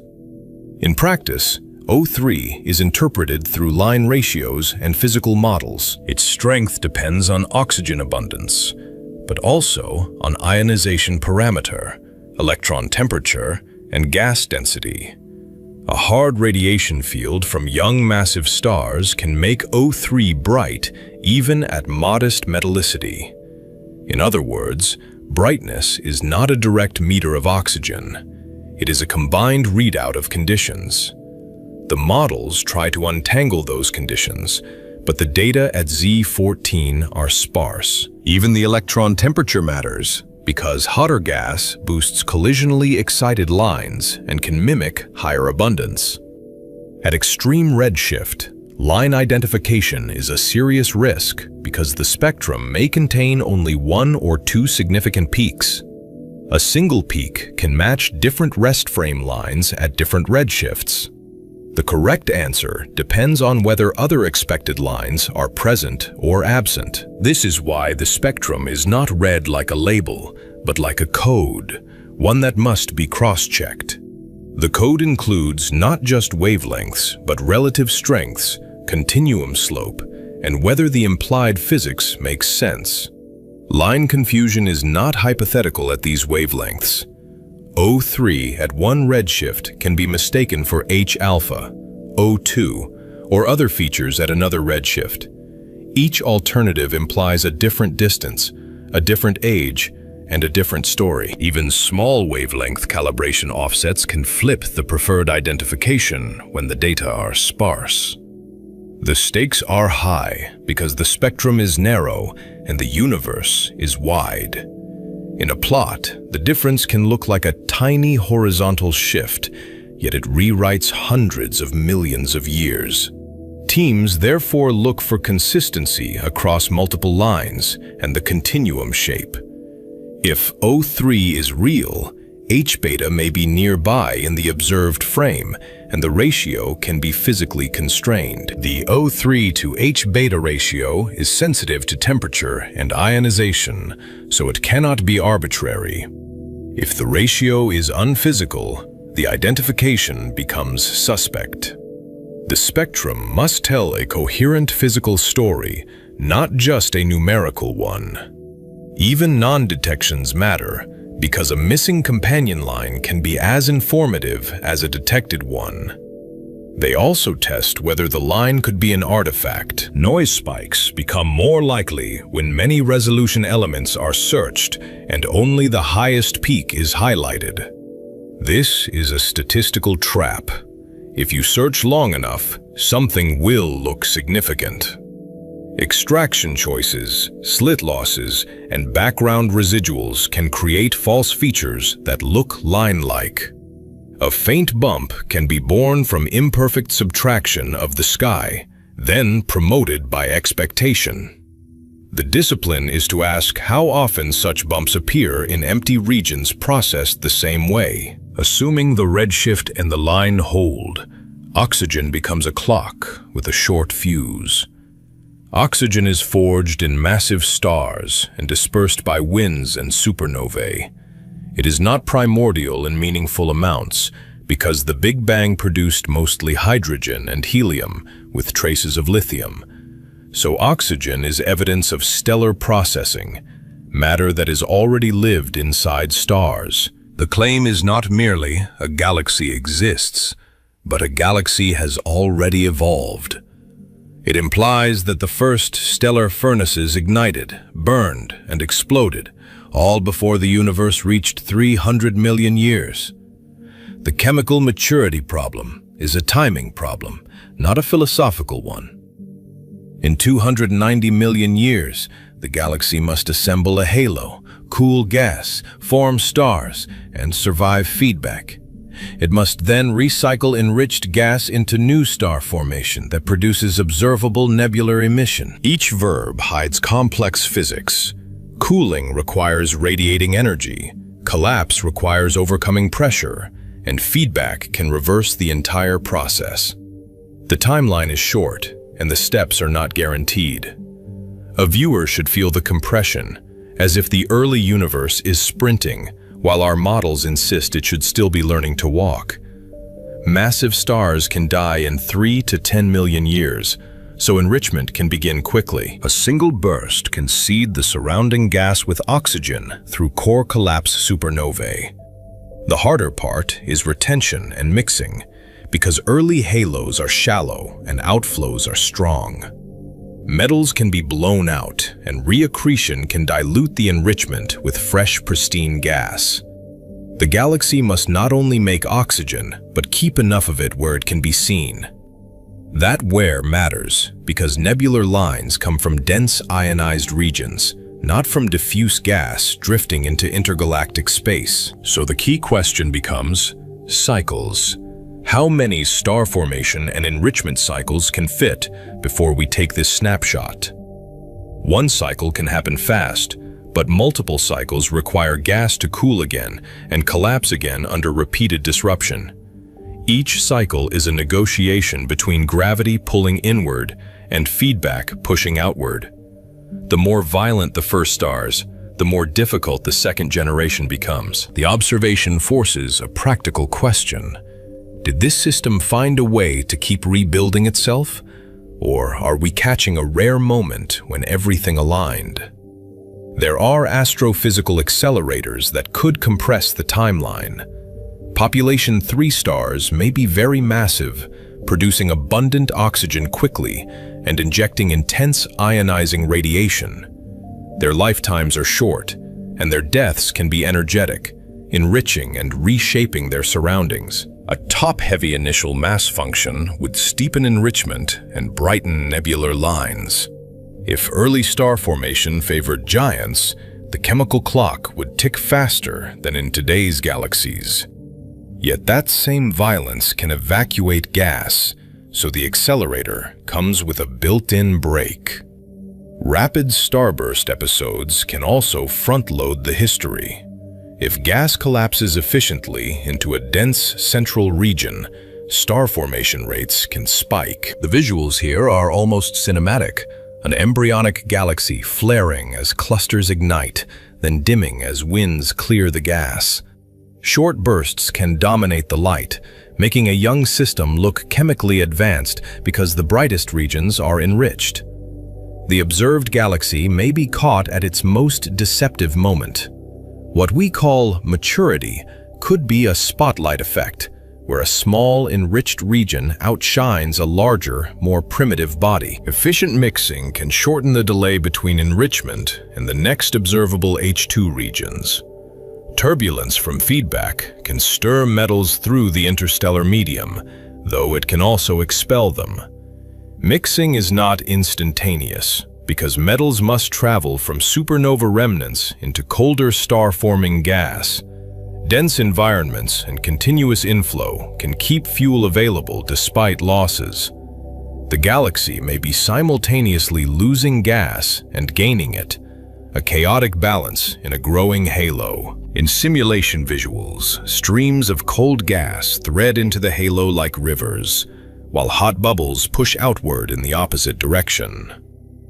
Early massive halos are another accelerator because deeper gravity wells retain gas and metals more effectively. Rare high sigma peaks in the initial density field can collapse earlier than typical regions. In the language of cosmology, These are statistical outliers, regions where the primordial fluctuations were unusually high. If the galaxy sits in such a peak, it can be an outlier without breaking lambda CDM. The question becomes not, can it exist, but how often should it exist? If the answer is almost never, then finding even one becomes a clue about selection and bias. Still, simulations set expectations for how rare such systems should be. The halo mass function at z greater than 10 falls steeply at high mass. A small increase in mass can correspond to a large decrease in abundance, because the early universe has had little time to build large structures. If many massive bright galaxies appear, the implied number density can strain standard star formation efficiency assumptions. The tension is statistical as much as it is physical. It lives in survey volumes, completeness corrections, and the uncomfortable possibility that we are sampling only the brightest tail. Simulations also include feedback that should suppress early growth. Ionizing radiation heats gas and reduces accretion in small halos. Supernovae inject energy and momentum that can shut down star formation, especially when escape velocities are low. These processes are not optional. They are observed in nearby galaxies and expected from basic physics. Yet the early universe may couple them differently because metallicities are low and cooling channels change. With fewer metals, gas cools less efficiently in some regimes, but dense regions can still radiate through hydrogen and helium lines, creating a complicated, environment-dependent outcome. The first Webb deep field surprised theorists because some candidates looked too massive, too bright, or too numerous. The surprise is visible in plots, points sitting above model curves, or number counts exceeding expectations. That surprise does not automatically falsify lambda CDM, but it pressures the subgrid recipes. It forces a recheck of how simulations treat cooling, fragmentation, and feedback at very low metallicity. When models disagree with data, the first suspect is often the messy physics we approximate. The second suspect is always the measurement, because extraordinary claims can grow from ordinary biases. At this point, the mystery splits into three competing explanations. The galaxy formed unbelievably fast, with early physics more efficient than we modeled. We are misreading the signal through redshift error or line misidentification. Or the observation is biased toward extreme objects that are not representative. Each explanation preserves something and sacrifices something. Either our astrophysics, our measurement, or our intuition about typicality. The tension comes from the fact that all three are plausible, and the data are not yet rich enough to force a single verdict. Photometric redshift errors remain a leading systematic because broadband colors can be deceiving.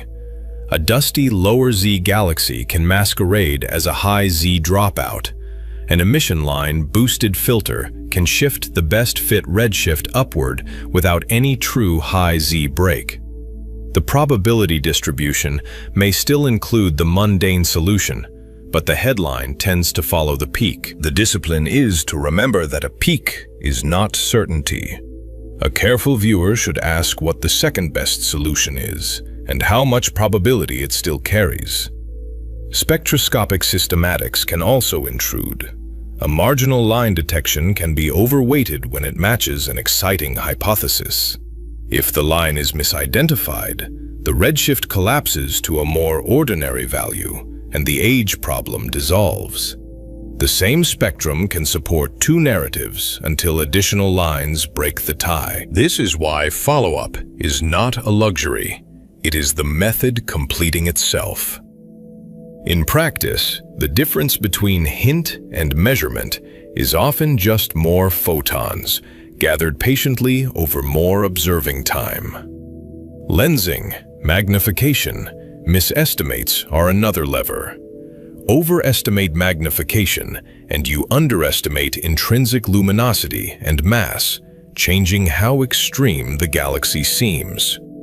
Underestimate magnification, and you inflate the implied star formation and enrichment requirements. The lens model is built from visible galaxies and assumptions about dark matter distribution, then tested against arcs and multiple images. Small model differences can matter when the claim is extraordinary. Even the inferred size of the galaxy can shift, and size feeds directly into surface brightness and star formation intensity. Selection bias is quieter but powerful. Surveys preferentially find the brightest and most compact objects, which may be brief starburst phases. The deep field is not a census of everything, because faint ordinary galaxies fall below detection. If we only see galaxies during their most luminous episodes, we may infer a maturity that is not typical. The universe may be full of quieter systems that we simply cannot yet hear. The question is whether Webb is revealing the common story or merely the loudest moments of a much larger population. Yet the oxygen implication remains sharp if both measurements survive. Oxygen means prior stellar death, which means prior star formation, which means a compressed and efficient early history. The logic is simple, and that simplicity is what makes it unsettling. If that history is common, then the early universe was more productive than many lambda CDM-based simulations predicted.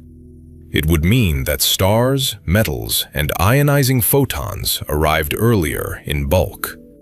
It would also shift how we think about reionization, because metals and ionizing light tend to travel together. That does not force a new cosmology immediately, but it does force new astrophysics. It may require different initial mass functions, different feedback coupling efficiencies, or different gas accretion behavior in the first halos. It may also require better treatment of radiation transport and metal mixing. These are not cosmetic adjustments, because they change how quickly galaxies can turn gas into light. The deeper implication is methodological.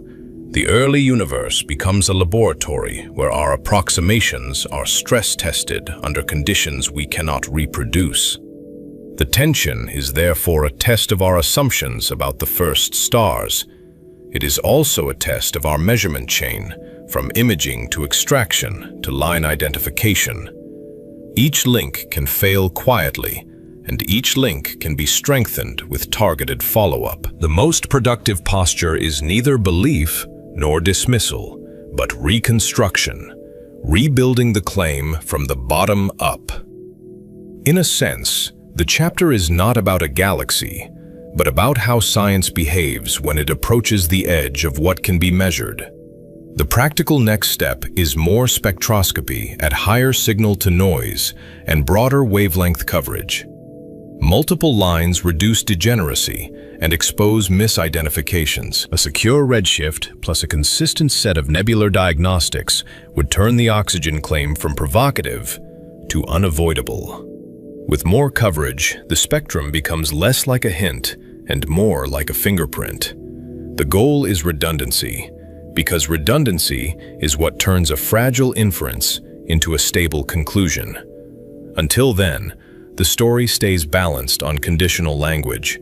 If z equals 14.32 is correct, the cosmic clock leaves only 290 million years. If oxygen is truly present, the galaxy carries evidence of earlier generations that should be scarce at that time. The conditional is not weakness. It is the honest shape of frontier science. It is also a reminder that nature does not care about our expectations, only about what the data can support. Maintain the tension, because the stakes are not one object, but a pattern. One anomaly can be a mistake or a rare peak. Several anomalies begin to reshape what we think is normal in the first few 100 million years. The question becomes unsettlingly practical. Are we seeing exceptions, or are we finally seeing the rule? If the rule is early efficiency, then the first chapters of galaxy formation may need to be rewritten with less hesitation. And Z14.32 is not alone. A second case, described by some as a cosmic miracle, pushes unease from curiosity to trend. The next chapter follows that second signal and asks whether the frontier is moving or whether our ruler is slipping.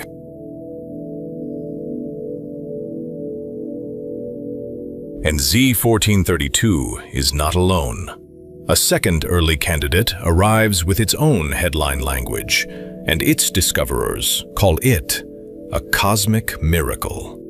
The phrase is not marketing. It is shorthand for tension, an uneasy mismatch between what the telescope records and what our timelines allow.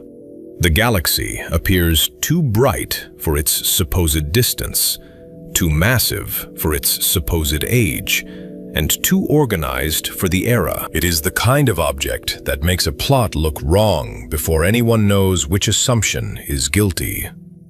In the Webb era, brightness is the first alarm bell, because photons are the currency of inference, and the early universe is expected to be stingy. At redshift above 10, flux should be scarce, and the luminosity function should fall steeply as the supply of massive halos thins. That expectation is not aesthetic, it is statistical. LCDM predicts fewer rare heavy halos as you climb to earlier times. Yet this object sits high on the curve, like a lighthouse where we expected only embers. Its inferred ultraviolet luminosity implies a star formation rate that seems disproportionate to the available time, especially when the cosmic clock grants only a few 100 million years. Even if gas is plentiful, turning it into stars fast enough requires unusually efficient cooling, unusually dense inflows, or both. When teams translate that light into stellar mass, the numbers swell, and the swelling itself becomes part of the story.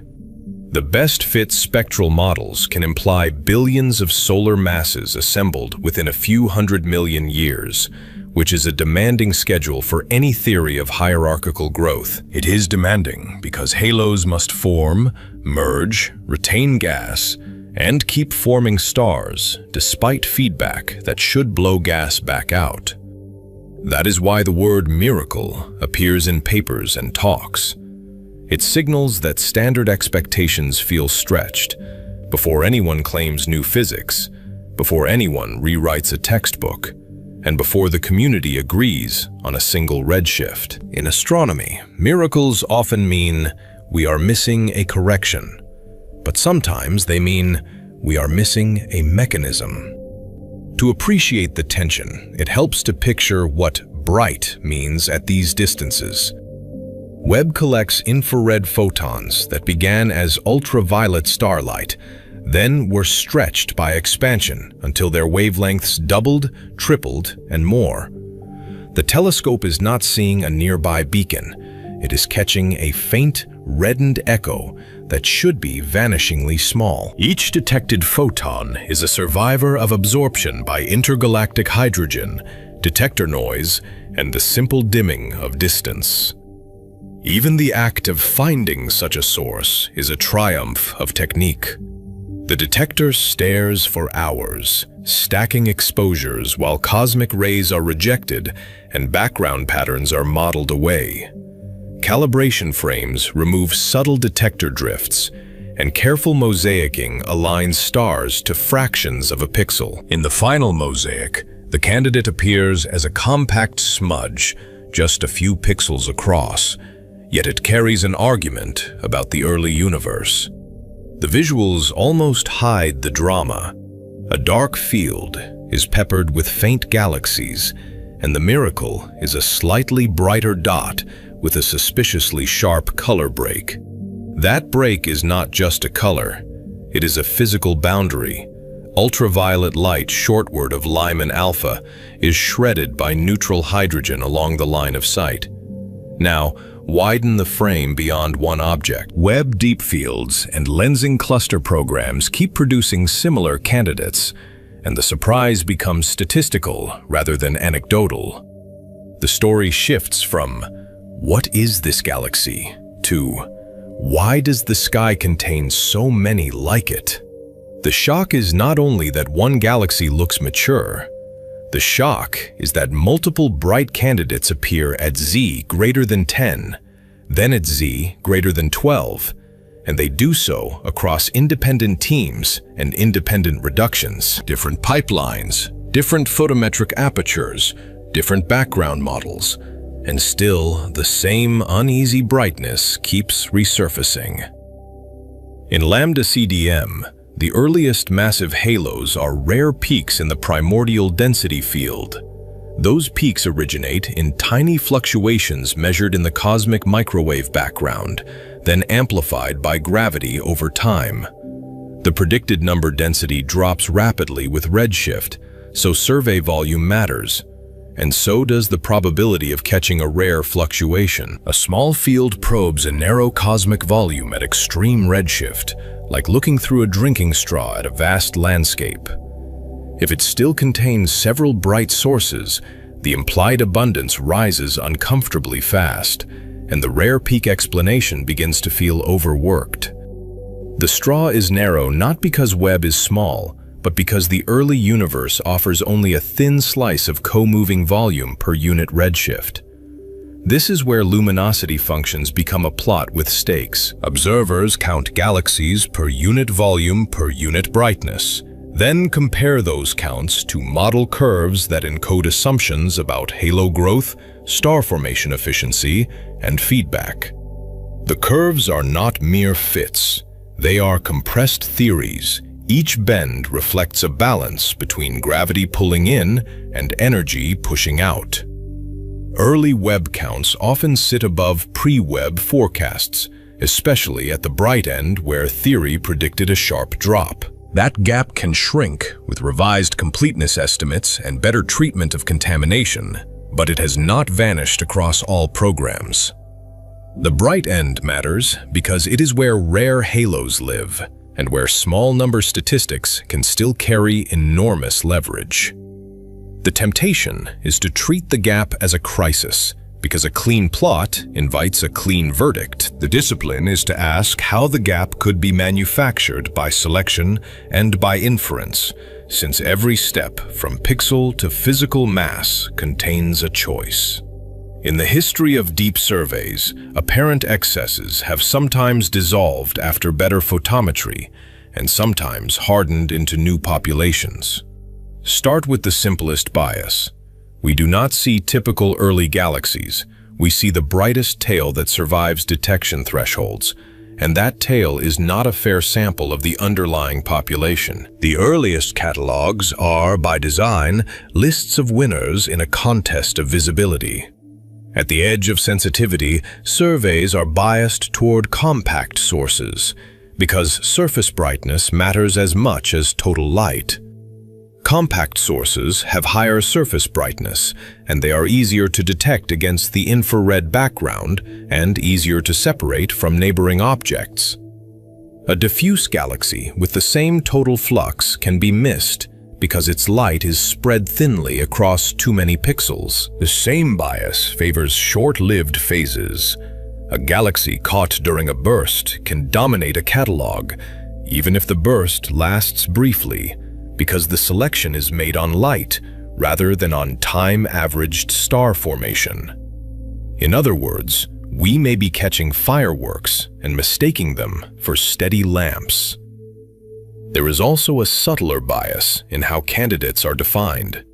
Dropout selection relies on a sharp color break between filters, which is interpreted as the Lyman break from hydrogen absorption. But other spectral features and noise fluctuations can mimic that break, especially when the object is faint. A dusty galaxy at lower redshift can also produce a steep apparent break, because dust reddening and older stars reshape the spectrum. Lensing adds another layer of distortion. Foreground mass can magnify background light, and a modest magnification can promote an ordinary source into a miracle, the way a curved glass can turn a candle into a flare. The magnification also stretches apparent sizes, which can change detectability in ways that are hard to intuit. In cluster fields, the visual is dramatic. Webb images show arcs and stretched smears around giant ellipticals, and those arcs are the signatures of space-time curvature. The cluster's gravity acts like an optical element, splitting and warping background galaxies into multiple images. Behind them, faint galaxies are boosted, and the catalog becomes a blend of intrinsic brilliance and gravitational amplification. But lensing is model-dependent. If the magnification is wrong, then intrinsic luminosity and inferred mass are wrong in the same direction, because the correction multiplies everything we derive from the observed flux. Even a small error in magnification can move a point dramatically along the luminosity function's bright tail. Even without lensing, the translation from flux to mass is fragile. It rests on stellar population synthesis, and those models are assumption engines that compress complex astrophysics into a manageable set of templates. They are powerful because they connect colors to ages and masses, yet they are also brittle because early galaxies may not resemble the nearby calibrators. They assume an initial mass function, often similar to later galaxies, because that is what we can calibrate nearby. They assume a star formation history, often smooth or exponentially declining, because smooth histories are mathematically convenient and historically successful at lower redshift. They assume that stars form with familiar ratios of massive to low-mass objects, even though the first environments may favor different fragmentation. They assume dust attenuation curves that may not apply at very low metallicity, where grain composition and size distributions could differ. They assume that the observed light traces the bulk stellar population, even though a small fraction of very young stars can dominate the ultraviolet output.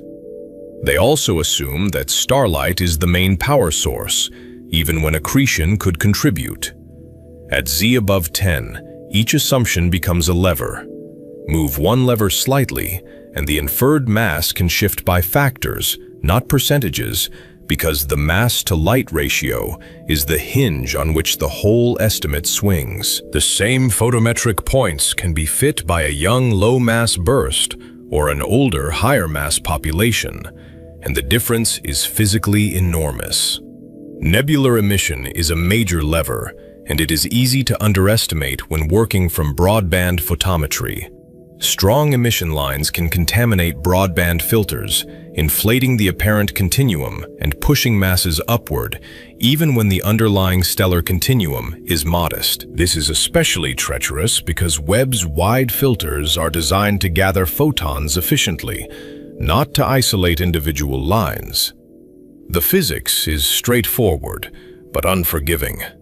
Hot, massive stars flood their surroundings with ionizing photons, and the gas responds by glowing in discrete lines as electrons recombine and collide.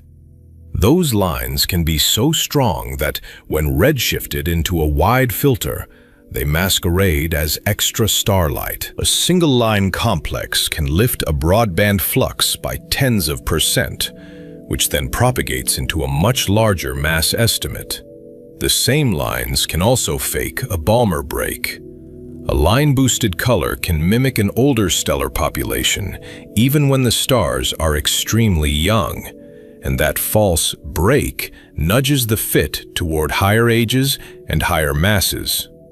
The irony is that the brightest, most exciting galaxies may be the ones where this effect is most severe. Dust is another lever with two faces. Too much dust can hide star formation and bias ages older, while too little dust can bias masses higher, because the model compensates for blue light by adding more stars rather than by adding attenuation. In practice, dust and age can trade places in a fit, and the uncertainty is amplified when only a few filters bracket the break. In the early universe, dust itself is a moving target. Dust can form in supernova ejecta, but it can also be destroyed by shocks, and the balance between formation and destruction may differ radically from later galaxies. Grain growth in dense clouds may be limited by time, while destruction can be immediate, and that asymmetry changes how quickly a galaxy can redden. Star formation histories are the quietest lever because they are rarely visible in a single snapshot. A bursty history can produce high luminosity per unit mass, making a young galaxy look massive, while an extended history spreads the light over time and lowers the instantaneous brilliance. In a burst, the ultraviolet output is dominated by stars that will die before the next major merger completes. Metallicity assumptions feed back into every fit. Low metallicity stars are bluer and more luminous, and that changes mass-to-light ratios in a direction that can either relieve or intensify the miracle, depending on the template grid. Low metallicity also changes stellar winds and ionizing output, which then changes nebular line strengths. The same parameter reshapes both continuum and lines.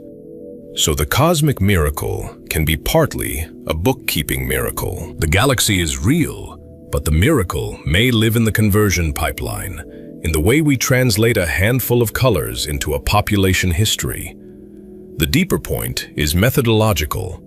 At the frontier, uncertainty is not an error bar. It is a branching tree of plausible interpretations. Still, the pattern remains even after caution. Some objects stay bright under multiple reductions, and some remain extreme under multiple template families, even when teams intentionally broaden priors and include nebular emission. When a result survives adversarial modeling, it earns the right to be taken seriously. That pushes the story back to physics.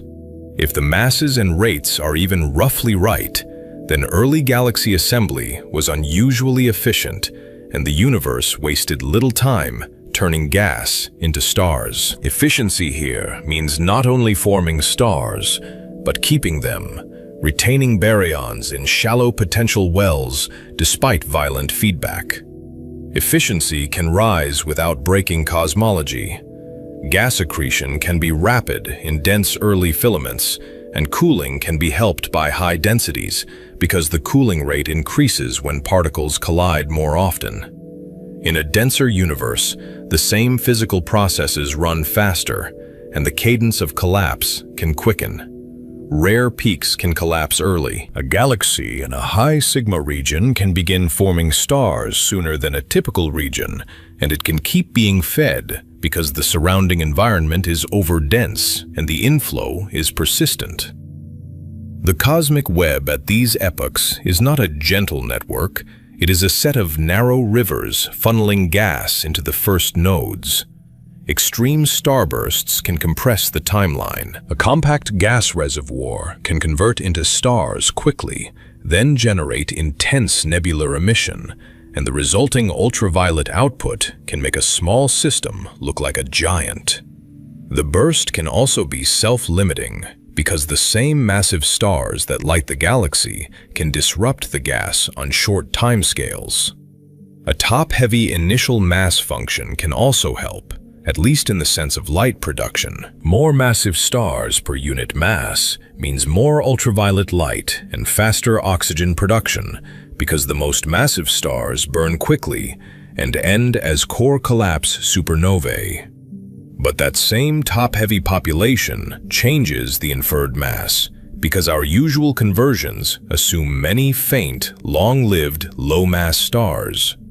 Black holes can complicate the readout further. Early accretion can harden the radiation field, boosting lines that we interpret as star formation, and the spectrum can become a composite of stellar and non-stellar power.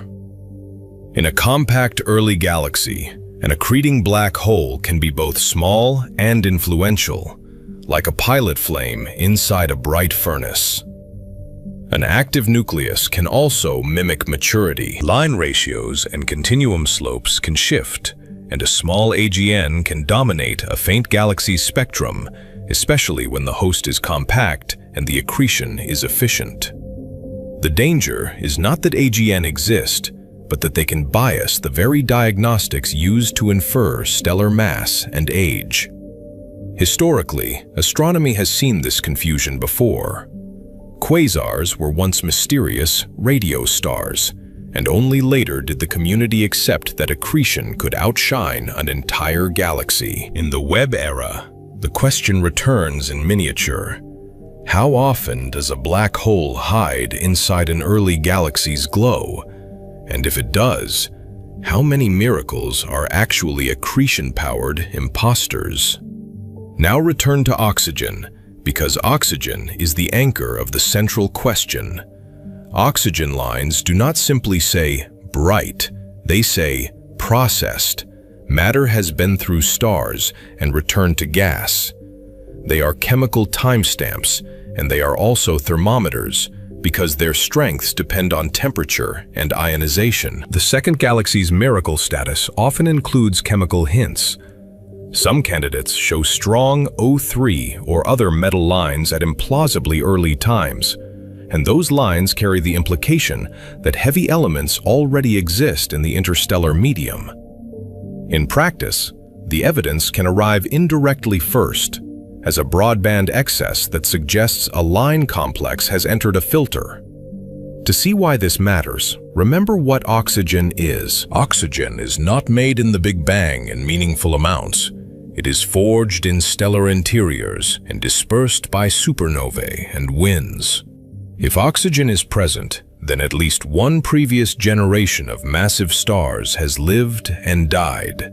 Those stars must have formed, evolved, exploded, and mixed their yields into gas that is still dense enough to glow. But oxygen lines do not automatically mean near-solar metallicity. A trace enrichment can still produce detectable lines under high ionization conditions, because line strength depends on both abundance and excitation. A little oxygen can shout if the gas is hot, the radiation field is hard, and the density places the atoms in the right collisional regime. That distinction matters. Trace oxygen still requires prior stars, but it does not require a long, calm history of enrichment, and it does not require the slow buildup associated with many generations of low-mass stars. It points to rapid cycling, massive stars forming early, dying quickly, and enriching their surroundings on timescales of only a few million years. Strong O3 can be loud for reasons besides abundance. High electron temperatures and hard spectra can amplify collisionally excited lines, and low metallicity gas can actually run hotter because it cools less efficiently through metal lines. In other words, the line can be bright because the gas is extreme, not because the gas is rich. A young starburst with a hard ultraviolet spectrum can ionize oxygen to O++ efficiently, and the resulting emission can dominate a broadband measurement. That dominance can then feed back into mass estimates, because the same boosted flux is interpreted as extra continuum unless the line contribution is modeled correctly. So the correct inference is narrower. Oxygen implies at least one earlier generation of massive stars, then rapid dispersal into ionized gas, and then a geometry that lets us see the glowing regions without too much obscuration. It also implies that the galaxy's gas is not pristine, which matters for cooling and for the transition from the first stars to more familiar stellar populations. Even that narrow inference is unsettling at 290 million years. It forces the first stars to ignite early, die quickly, and enrich efficiently, while the galaxy is still assembling and while the surrounding intergalactic medium is only beginning to change. It also raises a quiet question. How early did the first star-forming pockets ignite, if we already see their chemical fingerprints here? The visual here is chemical, not just photometric. Imagine pockets of ionized gas around clusters of massive stars, their radiation carving bubbles in a neutral medium. In those bubbles, oxygen atoms are struck by electrons and flash in green-blue lines. Then the expansion of the universe shifts that light into Webb's infrared detectors. Around the bubbles, darker lanes of neutral hydrogen wait, absorbing and reshaping the spectrum before it ever reaches us. To make the human scale legible, we need a timeline anchor. These galaxies are seen when Earth did not exist and the Sun was unformed, and even the Milky Way was still building its own structure.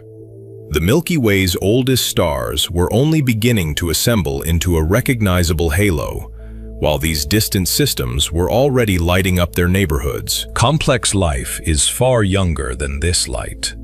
Sharks appeared only hundreds of millions of years ago, long after these photons began traveling, and long after the first oxygen in these galaxies was forged and scattered. The comparison is not a joke. It is a ruler, one that turns a redshift into a visceral sense of too soon. So the phrase, "younger than sharks," becomes a cognitive tool. It compresses cosmic time into a comparison that a viewer can feel because it ties a remote redshift to a familiar chapter of Earth's biological history. It also invites a thought. If complex ecosystems took billions of years to emerge here, what does it mean that heavy elements appeared so quickly out there? The galaxies are ancient to us, yet infant relative to the universe. The paradox is that they look chemically busy when we expect chemical silence, as if the cosmos began writing in ink before we thought it had invented a pen. And once you see one line of ink, you start scanning the page for more. Now ask why Webb finds too many of them. Part of the answer is that Webb opened new parameter space, and the first look is biased toward the spectacular because the observing strategies were designed to maximize discovery. Historically, the first deep surveys with Hubble also found surprises. Then later surveys mapped the mundane majority with larger samples. Early programs targeted lensing clusters and deep fields. Those strategies maximized the chance of finding extremes, not the chance of finding averages, because telescope time is precious and the first goal is to push boundaries. Deep fields trade area for depth, and lensing fields trade simplicity for magnification, and both trades favor the rare and bright. The survey volume at Z above 12 is small, but the selection is aggressive. It is designed to catch the brightest and most magnified sources, and it relies on color cuts that favor sharp breaks and high signal-to-noise detections. The result is a catalog that is excellent for discovering candidates, yet not automatically representative of the underlying population. That creates a statistical trap. If you search where extremes are amplified, you will conclude that extremes are common, and your intuition about the typical early galaxy will drift upward. The trap is subtle because the images feel like direct reality, even though they are a filtered reality shaped by exposure times and selection thresholds. Yet the trap does not fully dissolve the surprise. Even accounting for bias, some number counts remain high compared to conservative models, and the bright end tail still looks heavier than expected. When the same pattern persists across different fields, it becomes harder to blame a single cluster lens model or a single reduction choice. This is where the anomaly becomes a crowd. One outlier can be a rare peak, but several outliers suggest a shifted baseline, or at least a baseline that we have not measured correctly. The crowd does not prove a revolution, but it does force a careful inventory of what we assumed about the first few 100 million years. The baseline could shift through baryonic physics. Simulations may underpredict early star formation efficiency or overpredict feedback suppression, especially when feedback recipes are tuned to match later galaxies rather than the first ones. Early gas is denser, more pristine, and more rapidly accreted. And those differences can change how feedback couples to the surrounding medium. Feedback is not a single knob. Supernovae inject energy and momentum. Radiation pressure pushes on gas and dust, and photoionization heats the surrounding medium. In tiny early halos, these processes can either quench star formation or, paradoxically, compress gas into new bursts. The same explosion that clears a cavity can also drive a shell that collapses into the next generation. Radiation transport may be mismodeled. If ionizing photons are trapped differently, then cooling, pressure, and line emission change together, and the same galaxy can look dim or bright depending on how porous its gas is. Porosity is not a detail. It is a control parameter for how much ultraviolet light escapes and how much is reprocessed into nebular emission. Metal mixing may be mismodeled. If metals mix faster into dense gas, then oxygen lines can appear sooner and more widely, and the chemical signature of maturity can emerge in a system that is still dynamically young. If mixing is clumpy instead, a small enriched region can dominate the emission, while most of the gas remains nearly pristine. The baseline could also shift through measurement pipelines. Photometry, deblending, background subtraction, and template priors can bias redshifts, especially when the object is close to the detection limit and the field is crowded. A faint neighbor can leak flux into an aperture, and that leakage can reshape colors enough to move a photometric redshift peak. At Z above 10, a small redshift error is a large age error. Move the brake slightly, and the galaxy gains tens of millions of years, which is a long time when massive stars live only a few million years. That extra time is not cosmetic, it is chemically meaningful. That extra time is not cosmetic. At these epochs, tens of millions of years can add a full generation of massive stars and supernovae, and it can turn impossible enrichment into barely plausible enrichment. It can also change the inferred halo mass, because the abundance of massive halos evolves steeply with time in this regime. There is also the question of interlopers, a mundane possibility with dramatic consequences. A dusty, lower redshift galaxy can sometimes mimic the colors of a high redshift dropout, and a single misclassified object can distort the bright end of a small sample. The risk is highest when the candidate is bright enough to matter, yet faint enough that its colors carry large uncertainties. Spectroscopy is the arbiter, but spectroscopy is hard here. The lines are faint, the sky background is complex, and the redshifted features can land between atmospheric windows for ground-based telescopes. Webb helps, yet even Webb must integrate deeply to turn a candidate into a confirmed measurement. A confirmed line locks down redshift, and it also reveals whether broadband flux was inflated by emission features. So the fork in the road sharpens. Either early galaxies form faster than our recipes allow, or our inferences are inflated by modeling choices, or some combination of both is producing the illusion of a miracle. The honest answer may be mixed, because selection effects and real astrophysical extremes can coexist in the same catalog.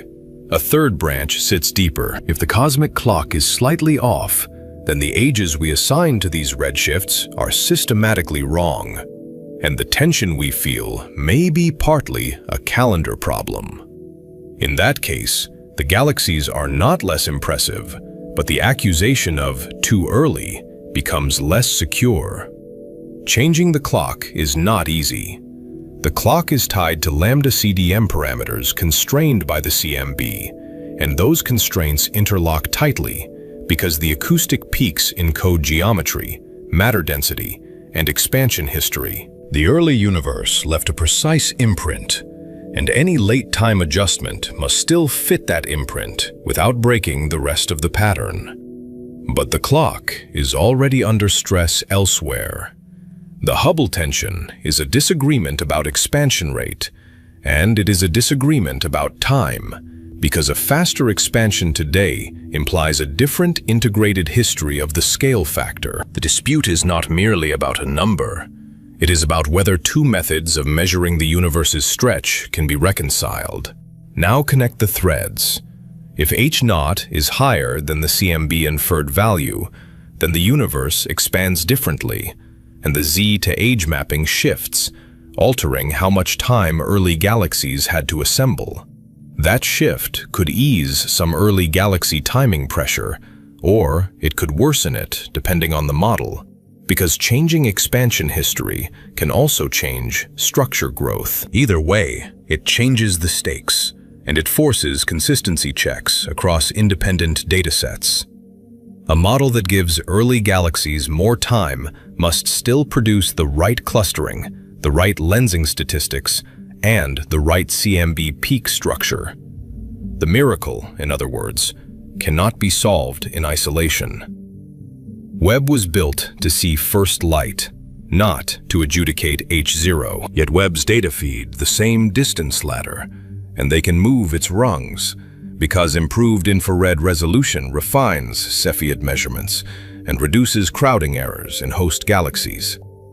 When you resolve stars more cleanly, you reduce blending, and blending is one of the quiet ways distances can drift. So the cosmic miracle galaxy is not only a galaxy story, it is a stress test of how we translate light into mass and redshift into time, and how we carry uncertainties through a chain of assumptions. The deeper theme is epistemic. At the edge of observation, the universe and the pipeline are both part of the experiment. The chapter's pattern is now clear. Webb's edge is not quiet and primitive. It looks crowded and chemically active, and it looks that way in multiple fields and through multiple analysis pipelines. The images feel like first contact, and the data feel like a challenge written in faint infrared ink.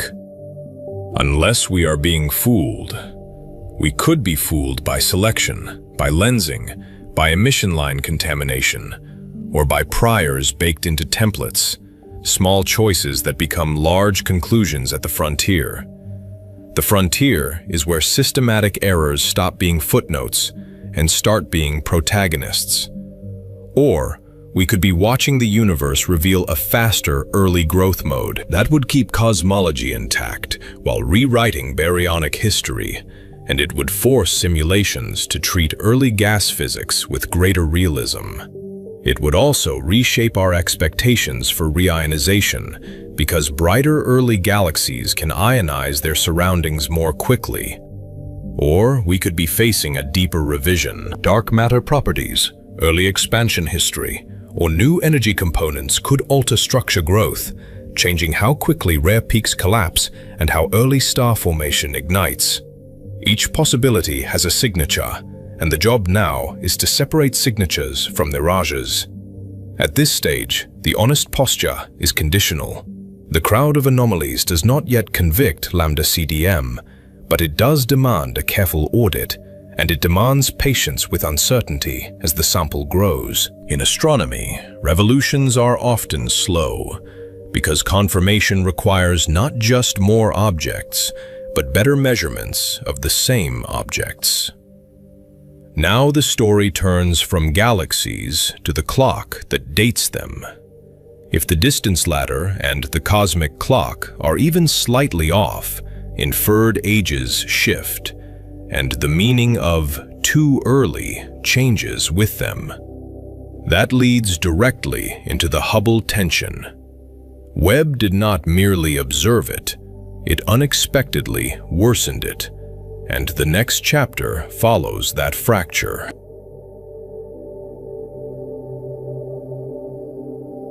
Now the story turns from galaxies to the clock that dates them. The oxygen claim at Z around 14.3 is only shocking if the calendar is right. That calendar is built from a single number that sounds simple, yet governs everything we infer from faint light. H0, the Hubble constant, is the expansion rate of the universe today, expressed as how fast space stretches per unit distance.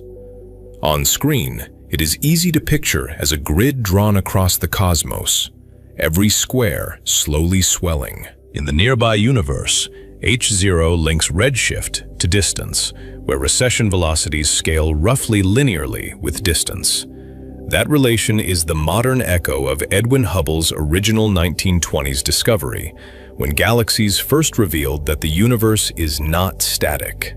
Yet the constant is not merely a local slope on a plot, because it anchors the full expansion history once matter density and dark energy are specified. Once you choose those parameters, redshift becomes a timestamp, not just a stretch of wavelength. The same spectrum can imply different ages if the expansion history changes, because the mapping from Z to cosmic time is an integral over how fast the universe expanded at every earlier epoch. In practice, H0 is a conversion factor that turns observed brightness into distance, but it also sets the overall scale of the cosmic ruler. Distance then turns into luminosity, size, and inferred physical scale, which is why a single percentage shift echoes through many conclusions. Distance also sets the calibration of standard candles used to map the expanding universe. If H0 shifts, the ladder shifts, and the inferred age of the universe shifts with it, along with the inferred time available for stars to live and die. This matters because the central question is a timing question, and timing is unforgiving at cosmic dawn. How can a galaxy, seen roughly 290 million years after the Big Bang, already show oxygen, a product of stellar furnaces and explosive deaths? Oxygen implies at least one earlier generation of massive stars, because primordial gas began almost entirely as hydrogen and helium. Those first heavy elements are forged through nuclear burning, then dispersed by winds and supernova shocks into surrounding gas. The number of available stellar lifetimes depends on how the cosmic clock maps Z to time, and at Z above 10, the margin can be only a handful of generations. Even a modest change in the clock can decide whether enrichment is merely fast or nearly impossible. Two measurement camps claim to measure the same H0 with high precision. They do not agree, and the disagreement has hardened over a decade as techniques matured and uncertainties tightened. The name for this is the Hubble tension, and it is not a vague discomfort. It is a numerical mismatch that refuses to shrink as data improve, which is exactly what precision science is supposed to prevent. The first camp measures the early universe and infers H0 indirectly. It starts with the cosmic microwave background, the afterglow of recombination at Z around 1100, when electrons and protons first combined into neutral atoms. Before that moment, photons scattered constantly off free electrons, and the universe was an opaque plasma. After recombination, light streamed freely, carrying a frozen pattern of tiny temperature variations across the sky. Planck measured the CMB power spectrum with extraordinary precision, turning those variations into a kind of cosmic fingerprint. Under the lambda CDM model, those peaks encode the sound horizon and the geometry of the universe. The sound horizon is the maximum distance pressure waves could travel in the early plasma before recombination, and it becomes a standard ruler imprinted in the CMB. The peak positions tell us the angular size of that ruler, which depends on the distance to the last scattering surface and the expansion history in between. The peak heights and damping tail add further information about baryon density, dark matter density, and the primordial fluctuation spectrum. From that early snapshot, LAM-CDM predicts a specific expansion rate today. The typical Planck value is about 67 to 68 kilometers per second per megaparsec, a number that feels abstract until you translate it. For every megaparsec of distance, galaxies recede about 67 to 68 kilometers per second faster because space itself is expanding. The uncertainty is small, roughly 1%, which is why the prediction carries such weight. The inference is not just a fit. It is a tightly interlocked solution across multiple parameters. If you adjust one parameter, others must shift to preserve the observed peak pattern, like gears that cannot turn independently. That interlocking is a strength because it constrains the model strongly, but it is also a vulnerability. If the model is missing a component, the gears can still mesh while pointing to the wrong H0. The second camp measures the late universe directly, and it does so in a more tactile way. It builds a distance ladder, rung by rung, from the Milky Way outward, using objects whose intrinsic brightness can be inferred. First come geometric distances, like parallax, where Earth's orbit provides a baseline and nearby stars shift against the background.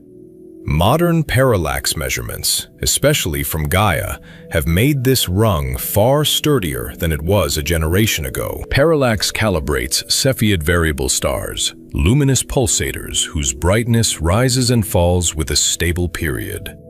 Cepheids have a period, luminosity relation, that turns pulsation timing into intrinsic brightness, which is why they are so valuable. The physics is rooted in stellar atmospheres, where partial ionization zones trap heat and drive rhythmic expansion and contraction. When you measure the period, you infer the luminosity, and when you compare luminosity to observed flux, you infer distance.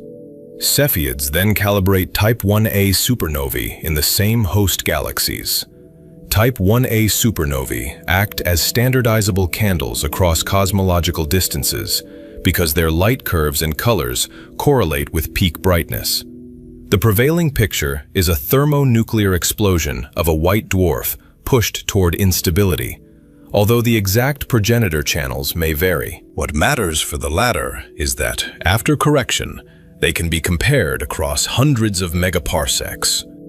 With supernovae, the latter reaches far enough to measure the slope of the Hubble diagram.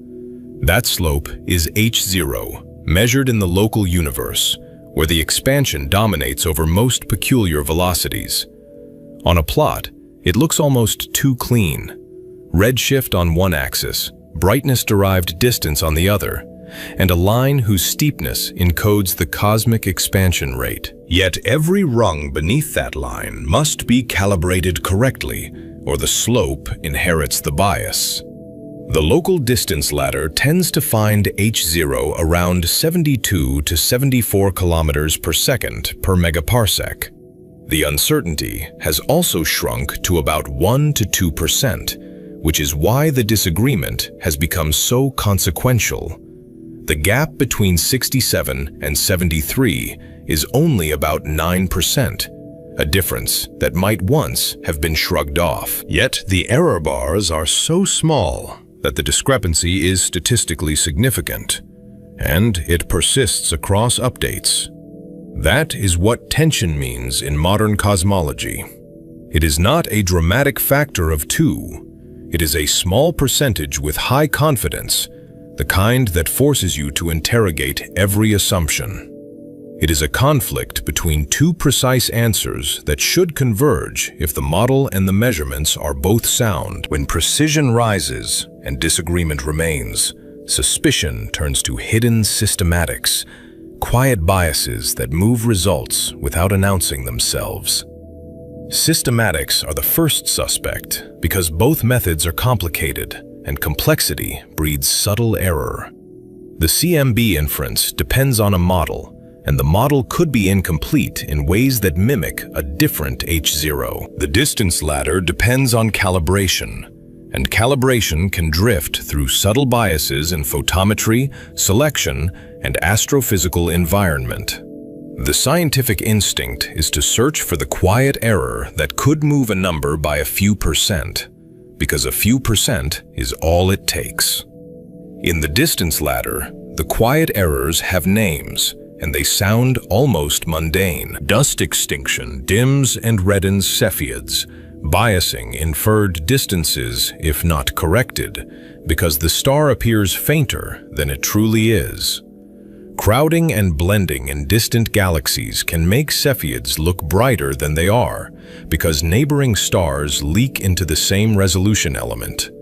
Metallicity can alter Cepheid luminosities and shift the period-luminosity relation, because stellar opacity and structure depend on heavy element content. In the supernova rung, selection effects can bias the sample toward brighter events, especially when surveys have flux limits.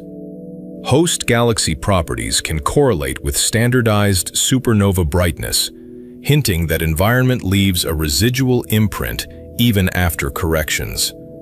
Photometric calibration across instruments can introduce small offsets that propagate into H0, because a tiny magnitude shift becomes a distance shift. Each effect is small, and that is the problem, because the tension is small and therefore easy to counterfeit. In the CMB inference, systematics are different in character, and they live in the microwave sky. Foregrounds from our own galaxy must be removed, and beam calibrations must be stable across frequencies and time. Planck's internal consistency is strong, and independent CMB experiments broadly agree on the key features. The larger vulnerability is conceptual, because the inference assumes lambda CDM is the correct bridge from Z around 1100 to today. So the tension becomes a fork, and each branch has consequences. Either the late universe measurements are biased high by systematics that have not been fully tamed, or the early universe inference is correct, and lambda CDM is missing something that changes the expansion history. The stakes are high because H0 is not an isolated parameter, and changing it ripples through the inferred age, the growth of structure, and the timing of reionization. Webb enters this story as an unexpected judge. Webb was built to see the first galaxies in infrared, not to settle a debate about H0. Yet the distance ladder is an infrared problem in disguise. Cepheids are easier to measure in the infrared, where dust effects are reduced, and the intrinsic scatter in their relation can be smaller. Infrared also improves contrast in crowded stellar fields, because cooler stars and dust emission behave differently across wavelengths. Visually, the difference is striking. In optical light, a spiral galaxy's disk looks like a glittering fog, with star-forming knots and dark lanes cutting across the view. In the near-infrared, the dust lanes fade, and individual stars separate more cleanly from the background glow. That change is not cosmetic, because it directly affects how accurately you can measure a Cepheid's brightness. Hubble Space Telescope did much of the classic Cepheid work, but it struggled in the most crowded regions. At tens of megaparsecs, a single Hubble pixel can contain multiple stars, especially in the dense inner parts of galaxies where supernovae often occur. Blending makes Cepheids appear brighter, pushing distances smaller and H0 higher, because a brighter star seems closer than it is. Critics argued that crowding could be inflating the local H0, and that better resolution would soften the discrepancy. Webb's sharper infrared vision was expected to resolve that. Its point spread function in the near-infrared is stable and well characterized, which matters because precise photometry depends on knowing how light spreads across pixels. Its sensitivity allows cleaner measurements of Cepheids in supernova host galaxies, even when the background is bright. Its wavelength coverage reduces dependence on uncertain dust corrections because extinction is weaker and more predictable in the infrared. This was the hope, and it was a reasonable hope grounded in instrumentation. If the local H0 was biased high by blending and dust, Webb should pull it downward by making Cepheids look slightly fainter and therefore more distant. If the tension was a measurement artifact, better data should make the two camps converge, at least part way. Webb was supposed to be the instrument that turned tension into agreement, or at minimum, made one side yield. Instead, Webb sharpened the disagreement. Early Webb Cepheid observations remeasured key host galaxies with improved resolution, targeting the same systems that anchor the supernova calibration. The Cepheids did not dim enough to erase the high H0, and the inferred distances did not expand enough to reconcile with Planck. In some analyses, the recalibration confirmed the existing distance ladder scale, as if the ladder had been steadier than its critics hoped. The crucial detail is not only the central value, but the uncertainty, because uncertainty is where debates hide. Webb reduces scatter and Cepheid measurements by minimizing dust and crowding, which tightens the period-luminosity relation in practice. Reduced scatter tightens the calibration of supernova absolute magnitudes because fewer outliers distort the average. Tighter calibration shrinks the H0 error bars, and smaller error bars make disagreement harder to wave away. When error bars shrink and the central values stay separated, the tension grows in significance. The disagreement becomes harder to dismiss as noise, and it begins to look like a structural mismatch rather than a statistical accident. The story becomes more dramatic because the simplest escape route closes, and the audience can feel the trap tightening. Webb does not deliver a compromise number. It reinforces the split, and it does so with cleaner infrared data. This is the climax logic of the Hubble tension. Precision was supposed to heal the fracture, because better measurements usually converge on a common truth. Precision, instead, deepened it, like sharpening a blade that was already cutting. The universe is whispering two answers, and Webb made both whispers clearer, leaving us with a sharper contradiction rather than a resolution. Now connect this back to the oxygen problem. The galaxy at Z, around 14.3, is dated by integrating the expansion history back in time, which is why H0 matters, even when you are not measuring it directly. In lambda CDM, the age at a given redshift depends on H0 and the density parameters, because those parameters set how quickly the scale factor changes with time. Higher H0 generally implies a younger universe today, but the early time mapping depends on the full model, not just one number. At high redshift, the universe is matter and radiation dominated, so the details matter in a physically specific way. Radiation density falls faster with expansion than matter density, and that transition shapes the early clock rate. If you change H0 while keeping the CMB acoustic scale fixed, you often must change other parameters because the angular size of the sound horizon is tightly measured. Matter density, dark energy behavior, and the sound horizon can shift together, and the shifts can subtly change the inferred time available for early galaxy assembly. So the oxygen claim sits on a moving foundation. If the true H0 is closer to the local value, the integrated expansion history differs from Planck's lambda CDM solution, even if the difference seems small today. That can alter the age of the universe, and the age at Z around 14, which is the window in which the first stars must ignite and enrich their surroundings. It can also alter how quickly structures grow from primordial fluctuations, changing what kinds of halos exist to host early galaxies. Structure growth is the second bridge between H0 and early galaxies, and it is a bridge built from gravity. The abundance of massive halos at Z above 10 depends on the growth rate of density perturbations seeded in the early universe. Growth depends on matter density and the expansion rate, because expansion competes with gravitational collapse by stretching space faster than matter can fall inward. If the expansion history changes, the predicted number of early massive halos changes, and the rarity of bright galaxies changes with it. This is why the Hubble tension is not a parochial debate about a local number. It touches the entire narrative of cosmic dawn, including how quickly the first galaxies can assemble and how efficiently they can turn gas into stars. It changes how rare the bright early galaxies should be, and whether the oxygen-bearing systems are extreme outliers or expected pioneers. It also changes how much we must demand from star formation physics, which already operates near the edge of what simulations can robustly predict. If H0 is wrong on the local side, then the early galaxies remain a sharper problem.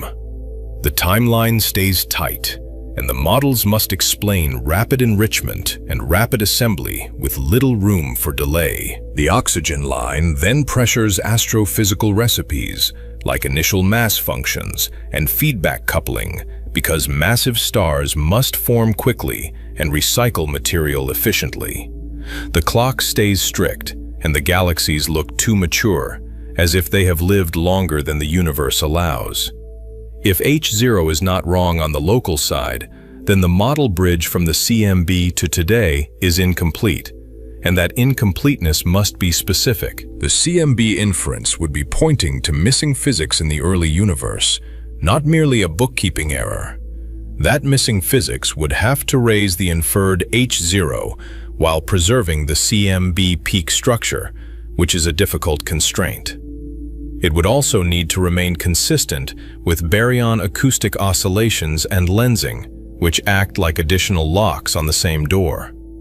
This is where new physics enters, and it enters with constraints rather than freedom. Any fix must change the expansion history before recombination or around it, because the CMB locks the sound horizon with high precision. If you reduce the sound horizon, you can fit a higher H0 while keeping the observed angular scale, because a smaller ruler can appear the same size if the distance changes appropriately. But changing the sound horizon requires additional energy density, or altered dynamics in the early universe, and those changes leave fingerprints elsewhere. One proposed avenue is early dark energy. It adds a temporary energy component that becomes significant before recombination, then decays away so it does not dominate today. That speeds up expansion early, shrinking the sound horizon, and it can move the inferred H0 upward. The burden is to match the full CMB spectrum without spoiling structure growth and lensing, because early changes can suppress or enhance clustering in ways we can measure. Another avenue is extra-relativistic species, often parameterized as NEF. Additional light particles increase the radiation density in the early universe, which also speeds early expansion and shrinks the sound horizon.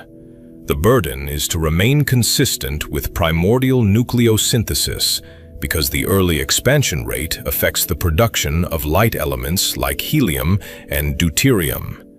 It must also fit the CMB damping tail, where small-scale anisotropies are sensitive to radiation content. Modified gravity is a broader class of ideas, and it is tempting because it can reshape both expansion and growth. It changes how gravity behaves across cosmic scales, altering the relation between matter and curvature, and sometimes mimicking dark energy behavior.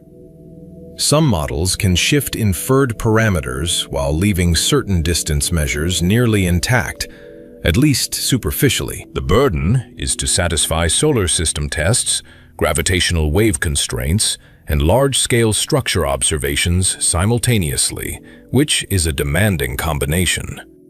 Interacting dark matter, or dark radiation, can also shift the inference, because interactions change how perturbations evolve. If dark matter couples to another component, the evolution of density fluctuations and the acoustic features in the CMB can change. That can alter the CMB peaks and the inferred parameters, sometimes allowing a higher H0. The burden is to avoid erasing small-scale structure in ways that conflict with galaxy clustering and lensing, because the universe keeps careful records of how matter clumps. Evolving dark energy is another possibility, where the equation of state differs from a pure cosmological constant that mostly affects late-time expansion, and it struggles to solve the tension alone because BAO and supernova distances already constrain the recent expansion history tightly. Late-time changes often conflict with supernova and BAO distance measurements, trading one mismatch for another. The burden is to improve the fit without creating new tensions elsewhere, because cosmology is now a network of cross-checks. Across all these ideas, the standard of proof is high. A successful model must fit Planck, BAO, supernovae, lensing, and local distance ladder data together, not merely one subset. It must also preserve the success of lambda CDM in explaining structure formation and the CMB, which is why the community moves cautiously. The Hubble tension is not an invitation to invent. It is a demand for coherence across many precise datasets. Now return to systematics, because the community is not eager to abandon lambda CDM without exhausting the mundane explanations. The distance ladder is being cross-checked with independent techniques that rely on different astrophysics. Tip of the red giant branch distances provide an alternative to Cepheids, using a relatively sharp luminosity feature in old stellar populations. Strong lensing time delays offer another route to H0, turning the geometry of spacetime into a clock through variable quasars. Megamasers provide geometric distances in a few galaxies, where water vapor clouds orbit supermassive black holes and trace precise Keplerian motions. These methods do not yet converge on a single answer, but they map the battlefield with multiple lines of evidence. Some favor intermediate values, some lean high, and some align closer to Planck, suggesting that calibration and selection still matter. Yet Webb's Cepheid work makes it harder to blame the entire tension on crowding alone, because the infrared view removes one of the most plausible culprits. The deeper implication is psychological as well as scientific, because cosmology has lived for decades with a sense of closure. Lambda CDM, with its dark matter and dark energy, fit almost everything with a small set of parameters, and that success shaped expectations. The Hubble tension reopens that closure, not by overthrowing the model outright, but by revealing a seam where the fit strains. It says that precision is exposing a join in the story, and joins are where hidden assumptions tend to live. And that seam runs directly under the oxygen mystery. If early galaxies look too chemically evolved, we ask whether astrophysics is faster than we thought, with star formation igniting earlier and recycling material more efficiently. If the expansion rate refuses to agree with itself, we ask whether the cosmic clock is misbuilt, even if every gear looks polished. The edge of the universe is whispering two contradictions at once, and neither is easily silenced. One contradiction is chemical. Oxygen appears where we expected near-pristine gas, forcing rapid star formation and rapid recycling through short-lived massive stars. The other contradiction is geometric. The universe's expansion rate depends on how you measure it, and the two best measurements disagree despite years of refinement. Together, they create a suspenseful choice that is not yet a choice, because the evidence does not let us commit.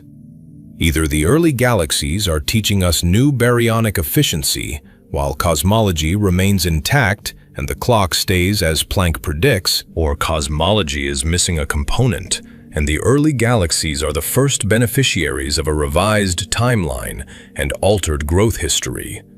Or both are partly true, and the real story is a careful redistribution of error and physics across multiple measurements. In this chapter, Webb plays an ironic role, because it was expected to reduce ambiguity by improving infrared measurements.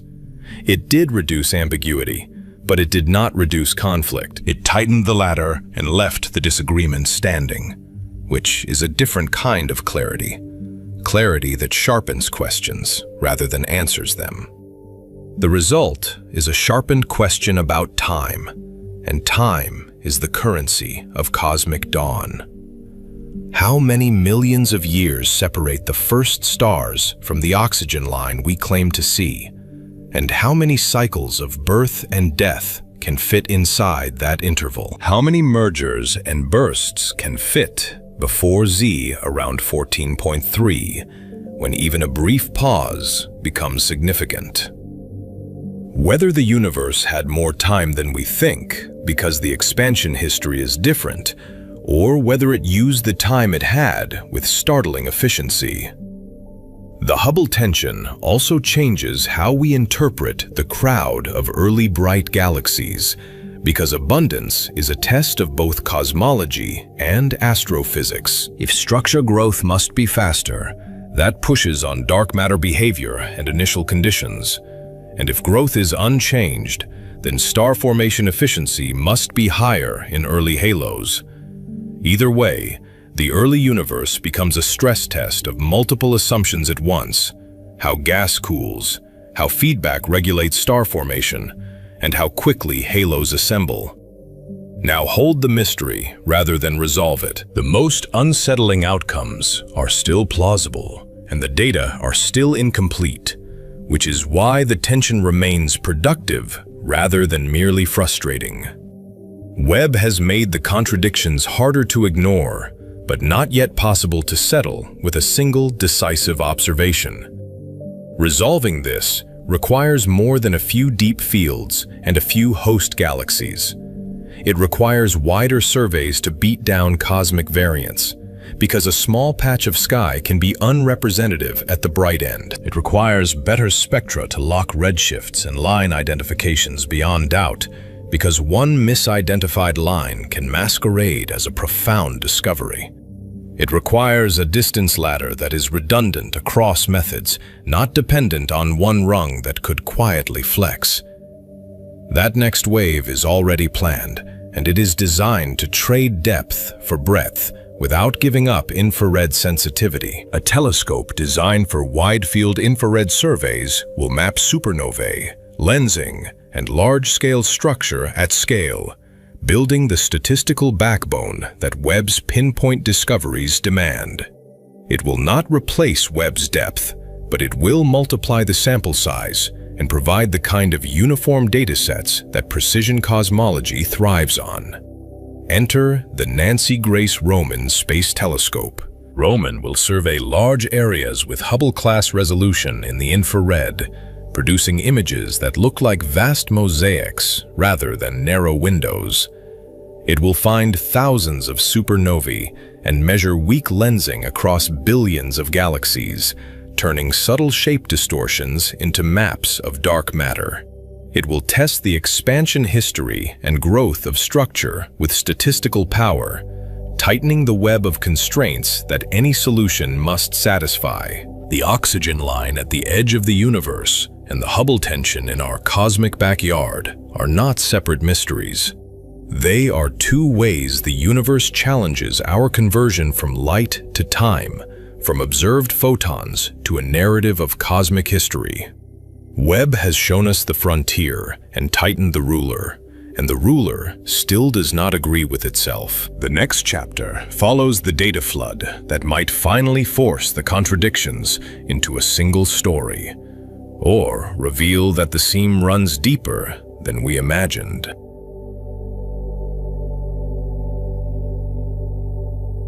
Now hold the mystery rather than resolve it. Webb's next step is repeat spectroscopy, higher signal-to-noise, cleaner calibration, and multiple line confirmation to kill confusion and low redshift interlopers. Deeper spectra must pin oxygen with consistent O3, H-beta, and continuum breaks, not one fragile feature. That means resolving line shapes, checking relative strengths, and watching how the spectrum behaves across separate instrument settings. Cross-checks follow. ALMA can test dust and C2, tracing cold gas that should accompany rapid enrichment, while extremely large telescopes add independent line ratios and redshifts at sharper spectral resolution. Multi-wavelength constraints stabilize masses, metallicities, and star formation histories that templates can overfit, especially when a single bright line dominates the fit. Then widen the frame beyond one object. Roman's wide infrared surveys will find large high-Z samples, reducing cosmic variance and selection bias, and catching rare bright systems systematically. It echoes an older lesson from Hubble deep fields. Small areas can mislead when the universe is lumpy. Webb stays the deep scalpel. Roman becomes the statistical net. Outcomes split. The anomaly fades. Physics updates. Faster enrichment, a different IMF, or feedback that seeds metals earlier than expected. Or cosmology shifts beyond lambda CDM. Oxygen at 290 million years is not impossible, but it stress tests every link. At the edge, faraway light interrogates our model, and science listens. Out at the edge of Webb's reach, we followed a single faint spectrum as it turned into a chain of inferences, each link carrying its own uncertainty. We watched how an apparent oxygen line becomes a claim about prior stars, how redshift becomes a calendar date, and how lambda CDM quietly supplies the ruler that makes 290 million years sound definite. And we saw why one strange object matters more when it is joined by a crowd, a bright end excess that could be new astrophysics, a measurement mirage, or a stress test of the cosmic blueprint itself. Webb's power is not only its mirror, it is its ability to turn stretched infrared light into a forensic record. But forensics demand corroboration. At Z around 14, a tiny shift in wavelength can move a galaxy across tens of millions of years, and a single feature can be tempted into the wrong identity when noise, absorption, and calibration all push back. That is why the real story became the reconstruction. Photons to spectrum to redshift to age to chemistry, and the uncomfortable realization that the most vulnerable link may change from object to object. Sometimes it is the line identification, sometimes it is the photometric dropout that promoted a candidate too quickly, and sometimes it is the model assumptions that translate flux into mass, maturity, and metallicity. Even if the oxygen signal holds, it does not automatically mean a calm, settled galaxy quietly aging in the early dark. Strong 3 can be the signature of extreme ionization, fierce temperatures, and a top-heavy initial mass function, a few violent regions dominating the light and making youth look like experience. But if oxygen truly is present, then some stars had to live fast and die early, and the first galaxies had to trap, mix, and recycle their metals with startling efficiency. That possibility does not break physics, it sharpens it, forcing our recipes for star formation, feedback, and early accretion to compete against what the universe actually wrote into the spectrum.